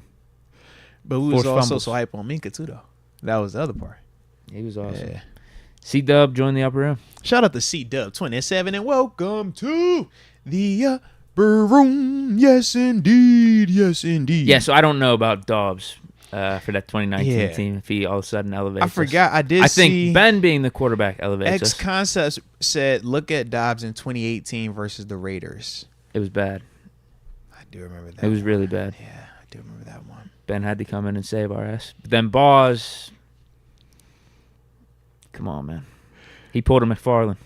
Slipped before he could even kick the ball. Now, you know that was the one they said, why he waited so long to get out there, man. Ben? Yeah, that was the shot game. I remember that. I was in AZ then, yeah. But that was the whole shot gate. Yeah. He got a shot? That's what they said. And that's why he said that's why they didn't put him back out there until like the last drive of the fourth. But he was like standing on the sideline. Yeah, he's like hurt his ribs or something like that in the game. Yeah. But it was something, I forgot what it specifically was about, like there was a conspiracy. Why he couldn't play. Yeah, but he was like, he took the shot, but he couldn't play until it was like that last series. And then he went out there. So and got us in a position to win the game. Yeah. Mm-hmm. Like 7 does. And then Boz, come on, man. Yeah, man. They said, why Boz cost us the playoff that year. Nah, man. Nah. Yeah, because you weren't part of that team. I was right? gone. Yeah. I was in AZ. I was doing radio for the Steelers then though. Okay. I was back by then. Yeah, I was doing that's when I first started SNR. That was later in the season. Yeah. That was we started started like 7-2. That team was good. I'm telling you, that team was really good. Mm-hmm. Because we beat the Patriots. They won the Super Bowl that year. We that basically beat the Saints. Joe Hayden caught the pick. Went crazy. Yeah. Basically beat the Saints if it weren't for those terrible ref calls and Juju fumbling the game away. Coat, that's the Broncos, the double fumble in the Broncos, the pick at the end of the game. Yeah, James Conner and Grimble fumbling. Yep. Goal one. Yeah. Boswell missing field goals throughout the season. Yeah, man. Left and right. Went on that time, man. Left on that season, yeah, we man. went 9-6. Yeah. We tied the Browns week 1. Yeah. Connor fumbles it like basically on our own 1-yard line. It was a mess. How you always remember everybody's negative plays on offense except 7. I done heard you bring up. There's too many good plays from 7. It's not even worth bringing up. Connor was a Pro Bowler that year, though. Yeah, but his ball security was terrible. It's like, Lord. I'll admit, I mean, we were thinking Le'Veon who, but looking back, Le'Veon never fumbled, and James Conner cost us probably a game or 2. I'm with you, baby. I ain't Conner cost on us it, a game. Man. Boswell cost us probably like 2. It was tough. Captain Insano joined the upper room. Yeah, I love Captain Insano. Poke you in your eyeball's neck. Yeah, Q brings up this point. Randy Finkner was the OC then, right? He was. And Ben led the league in yards, I think, that was year. Ben's guy, though. He was the guy because of Ben. We cooked that year. Yeah, absolutely, man. Juju had a big year. AB had a big year. Did we still have Bryant? I don't think we had Bryant still. Is that accurate? Q said that Ben had 18 picks that season. I think it was 16. Oh, all right. That's just different. I like it there, man. I bet you if you look back on those games, a lot of them. You know, I don't do all that. I ain't tripping. A lot of them were in scenarios where it's affordable to throw a pick. Like right before half, end of game, that type of stuff, you know. Hey, man, however you explain it, man, it's all good, you know. I don't keep track of the negative plays. I'm a positive play type of dude. Yeah, I just remember Ben balling out that year. Yeah. That's what I remember. Shout out to Ben and balling. There we go. That's it for the Supers. Bro, that was a vibe, man. 6:53. Man, even perfecter. I don't even know if that's a word, but it sounds good today. We have anything on this game? Falcons Steelers? Oh, shoot, I forgot about that. Let me pull this up real quick, man. We get this out real quick. I think it really just comes down to maybe some roster battles that I'll be keying in on. Yeah. Because I'm just literally going to say pretty much the same thing I said last week. Stay healthy, offense, young offense, keep looking good. Mm-hmm. That'd be awesome. Calvin Austin, give us a nice explosive play. Yep. That's really it. Herbig, keep doing what you're doing. I like seeing that. It's fun. To me, I want to know at the end of this thing who we feel is the starting nickel in terms of Sullivan versus Riley, who's actually been the more productive player in stadiums. Do want to see that. I do think that's some info that we can get out of this game. Tanner Muse and Nick Quick, man. One of them dudes is going to make it. One of them dudes probably not. You think? You think they're going to keep all of them? That was part of my prediction. I don't know if they're going to keep them all. Keep all 6. If you keep all 6, I don't think it's an issue. That was my prediction, though. Because, they easily could cut one of them, and then that opens it up for another position, like Spencer Anderson to make the team, maybe. I think they're on the board at both of them. Yeah. I think they like Tanner Muse for the special teams, though. He feels like a lock to I me. agree. I think that Tanner definitely gives me more on teams. Both of them are playing well, though, man. Both of them are playing well. Yeah, the only problem with Kwiatkowski is he got hurt. So I don't even know if we're going to see him. Yeah. So I thought about that. And then we've been talking about one of the names. That's actually a good one to look for. We talked about, in this last one I had, we talked about Trey Norwood, but it was Trey Norwood, Kenny Robinson, and Trenton Thompson. That trio. Like, I can't have Thompson making the team. He's part of. I know you said that, but part he's of been those guys. playing well. You saw him versus Buffalo. He still $100 looked giveaway. good. He's still been playing well. He's a productive play, tackles well. He's a lanky dude, too. Yeah. He almost reminds you of Edmonds out there. Low key. Looks like Yeah, him. low key, bro. And then even with Kenny Robinson, like I said, man, he just has to give me the splash play that some of these dudes have given me in stadium. We know Trenton had a pick. Norwood, we haven't seen that, but Norwood has the cachet of we've seen him in regular season, but he needs to play. He does. He needs to play, man. Yeah. Those are the ones, like, for me that I thought of just off the top of my head. Like I said, offensively, there isn't a lot outside of them staying healthy that is going to change. For entertainment purposes, Mason and Mitch, let it fly. Just who wants to be throw QB too? Yeah, throw some deep bombs out there. Mm-hmm. Make it entertaining for us in the third I don't and feel fourth like quarter. Calvin Austin's going to be able to surpass Allen Robinson as my starting slot this Not game. at this point, no. Yeah. Dan Moore's my guy going into week 1. Yep. Yeah, maybe I guess we're looking for Broderick to clean things up. I would love that. I feel like if Broderick put together a strong performance, I do feel like that would have me leaning a lot more on him potentially if we got into week 1 or week 2, right? If Dan were to struggle or look rough at any point, and I knew this last game, Broderick looked good, urgency, finished the way that we want him to finish, it would have me leaning just slightly like, all right, I don't have to give you this long leash that I feel like I got to give you right now. Because right now, I feel like Dan Moore has a pretty good leash right now, man. Yeah. But you don't want that because we ultimately do want Broderick to get out there. But to me, this would be an opportunity for him. If he could go out there, because who knows who he's going to face, right? Might face Bud. you. I don't know if they're going to play him the whole time. By the time that Broderick get out there. Right. Yeah, because Bud lists with the starters. I'm like, Bud will be out there with Calais, with Grady Bud's Jarrett. probably the best edge rusher on this team. He is, bro. He is. I could Their see why next he signed dude with is the Lonzo Falcons. Carter. Yeah. I'm like, bro, Bud is their guy, man. Yes. And that's home for him. Mm-hmm. So I don't know how much he would even see Bud, man. But whoever he goes against, it has to look like he is the first rounder. We can't have 2s and 3s giving, him issues for any reason. Conditioning, urgency, whatever we want to do. You just got to make sure that you blocking them dudes where you're supposed to be blocking them, because we know what he's capable of, but that has to be more consistent. Yeah. But other than that, though, man, stay healthy. You know why? Actually, I just thought of the whole Nick Kwiatkowski thing. Mm-hmm. You know why I do think he'll make it is because of his ability and past as a starting inside linebacker. You bring up a good Because point. all the guys in front of him, there's a little uncertainty. Now, I am still high on Holcomb, Quan Alexander, Robinson, and Roberts. But Holcomb and Quan, they get hurt. They got a little injury history. They do. And then you got Roberts, who's a little bit more of a thumper. Robinson's the young guy. Yeah. At least Kwiatkowski has started, right? Yeah. He's not the guy you want for a month, I was month and gonna a half. ask you, But to get you out of stadium, To get out of a stadium, I'm with you. I also wanted to ask you, though, if we're talking about getting out of a stadium, wouldn't you want to put Mark Robinson out there, though? yeah. Yeah. I agree. No, I think you give Robinson the first crack at it. Yeah, I would definitely still But put him but first. to have Kwiatkowski as It the doesn't hurt, though. insurance, Yeah. It definitely doesn't hurt. spell one of the guys out there, whoever it is, if it's Robinson, Roberts, Yeah. whoever, do Yeah. the special team stuff too. I don't hate that, honestly, bro. That's just my theory on why we would keep Kwiatkowski. And I was gonna say I don't. It's more hate because of that the inside either. linebacker room. I was gonna say I don't hate that either, because when you watch both of them play too, like you talked about it, Nick has started in this league. Nick has played the position in the league and has had success to an extent. Whereas when I watched Tanner in the preseason, still's flying around playing with great effort, but you can still just see some stuff where it's like, all right, you want to clean that up. Coverage wise, you want to clean that up. Tackling wise, you want to clean that up. But he, to me, just looks like a guy that hasn't had a ton of those reps, because that tackling is very different than punt and kickoff coverage style tackles, full speed, no breakdown, car collision. Like, it's just a different element to it. And I do feel like at times, this preseason specifically, I know I watched 10 and I'm like, all right, you want to clean that up. You can do this cleaner. You just need more repetition at it.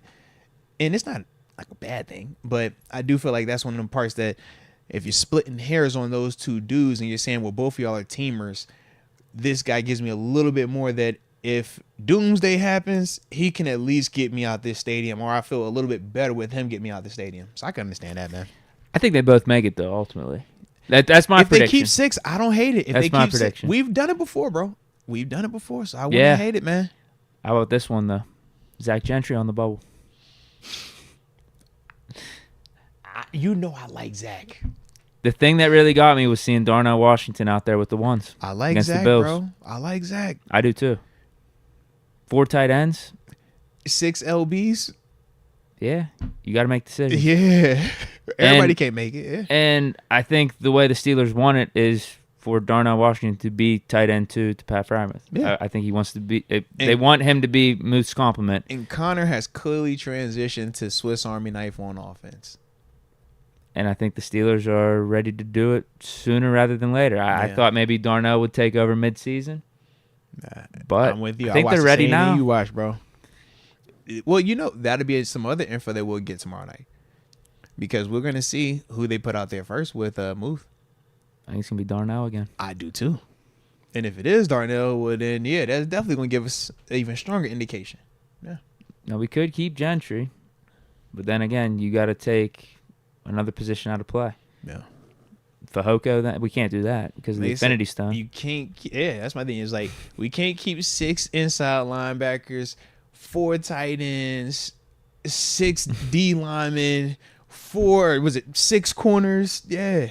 And then I talked about the 8-0 linemen and then the questioning of like Spencer Anderson. Does he make it a 9th? Because the 8's Chooks, Daniel, Cole, Sam Alou, Dan Moore. And we Jones, Dotson, and Herbig. I think those guys are locked, I agree. And we keep 3 quarterbacks here. Some teams keep 2 quarterbacks. We keep 3. We're definitely keeping Mason, yeah. How many running backs we keeping next? It's going to be 3. Yeah. I would assume. McFarland will be that 3rd guy. Because there's no way we're just keeping 2, right? I'm with you. McFarland's got that Maryland connection. I'm with Canada. you. If you play for Maryland, that buys you 3 years, at least 3 years. Although I'm telling you, if Abanacanda's cut, Omar Khan can't get to the phone early enough. But you better be calling him up and cutting McFarland. So regardless of which player it is, we at least gonna have 3 of them. At least 3 of them. I'd rather be Abanacanda than McFarland. Because you got 3 and a +1 with Connor. Depending on, do you look at him as a fullback, you look at him as a tight end? Yeah. Yeah. And he could play like slot receiver too. And then we got the wide receiver combo. How many of them dudes we keep? I said 6. I don't know if you agree. But yeah, the last 2 would be Gunner and Boykin. Those are my special teamers. Yeah. I'm for it. That was my theory for a lot of my predictions. I was going your route. And I was like, we got to keep good special teamers here. I look at it this way, bro. So not only do we keep special teamers, I say 5 wide receivers. If I was going 5 wide, I got 5 dudes that I feel good with, and I got me a sub. So Kenny likes Gunner. Yeah. Gunner is his Switzer. QB friendly. Yeah. Route runner, get open. Yeah. Knows what he's doing out there. Gets possession. Does some dirty work. Reliable. Yeah. Yeah. I'm with it, bro. You got any other thoughts? Just stay healthy. Yep. Can I say that again? Just stay healthy. As long as they stay healthy, they can play terrible. Just stay healthy. I really want them to stay healthy. Well, now that they're out there, it's like I do want you to play good, though. I want to keep the momentum going. Yeah. Now that we're making this decision of playing starters and whatnot, all right, get out there and look good. All right, not devil's advocate. Just to be messy, I would like to see Jaylen Warren do something special. Just cause. Because it's just so funny. I love these combos. So I would like that. I ain't tripping on that, if that happened. Last-ditch effort for Kendrick Green at fullback. Oh, let him be the lead blocker on an Anthony McFarland house call. Or a Jaylen Warren house call. I need him to be the guy, though. Let him be the point of attack block. We're like, oh, he got the touchdown block. That was it. Oh, man. Then we're going to start it all up. Has Kendrick done enough?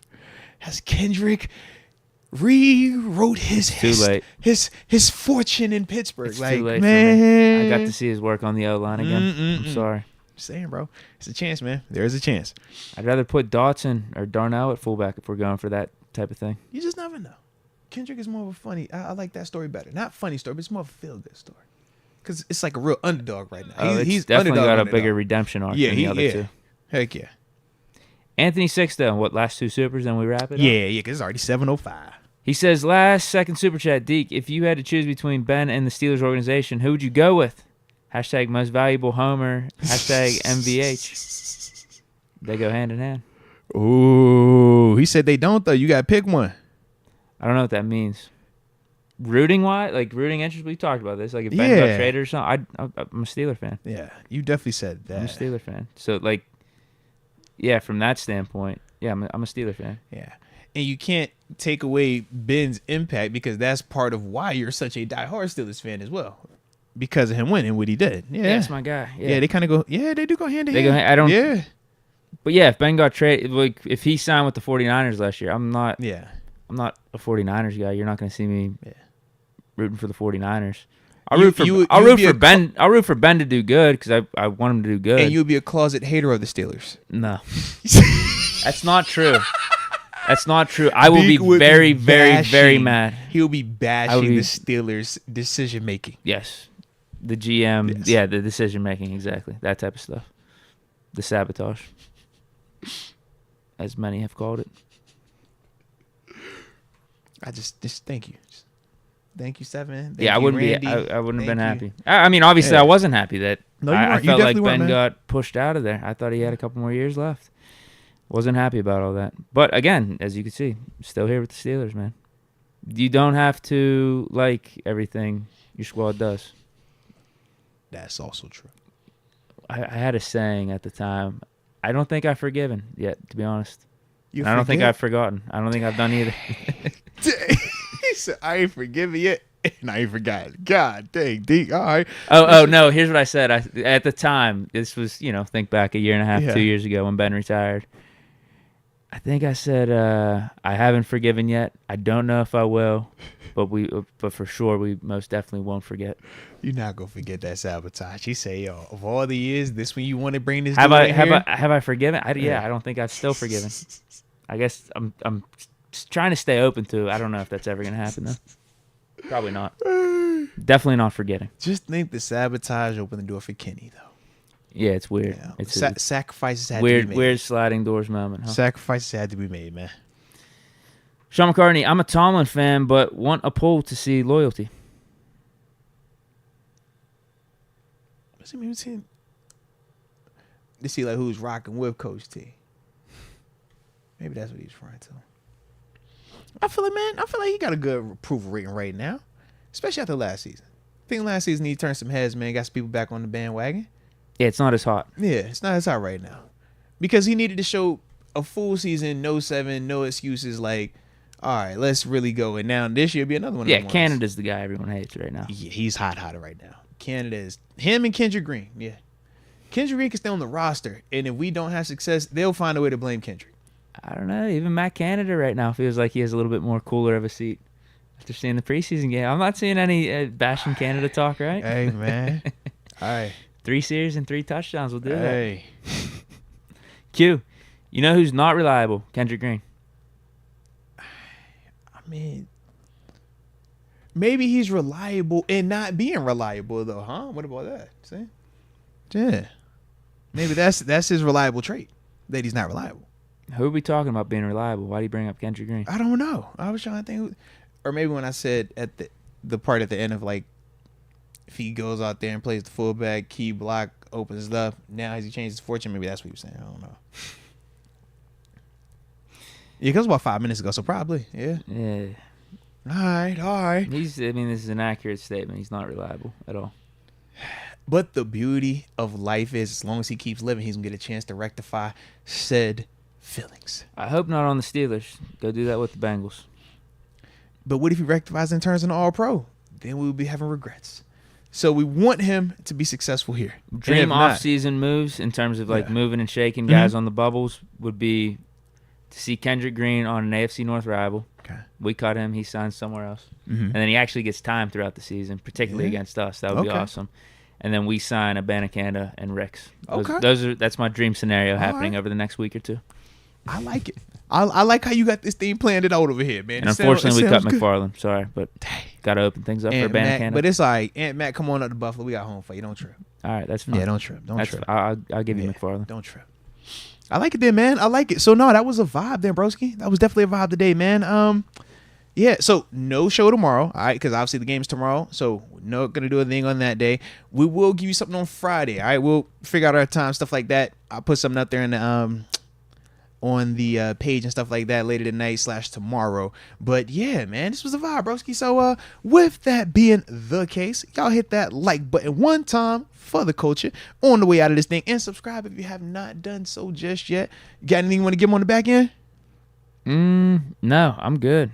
All right. Respect, man. Respect. Y'all stay safe out there. And until next time, baby. Peace.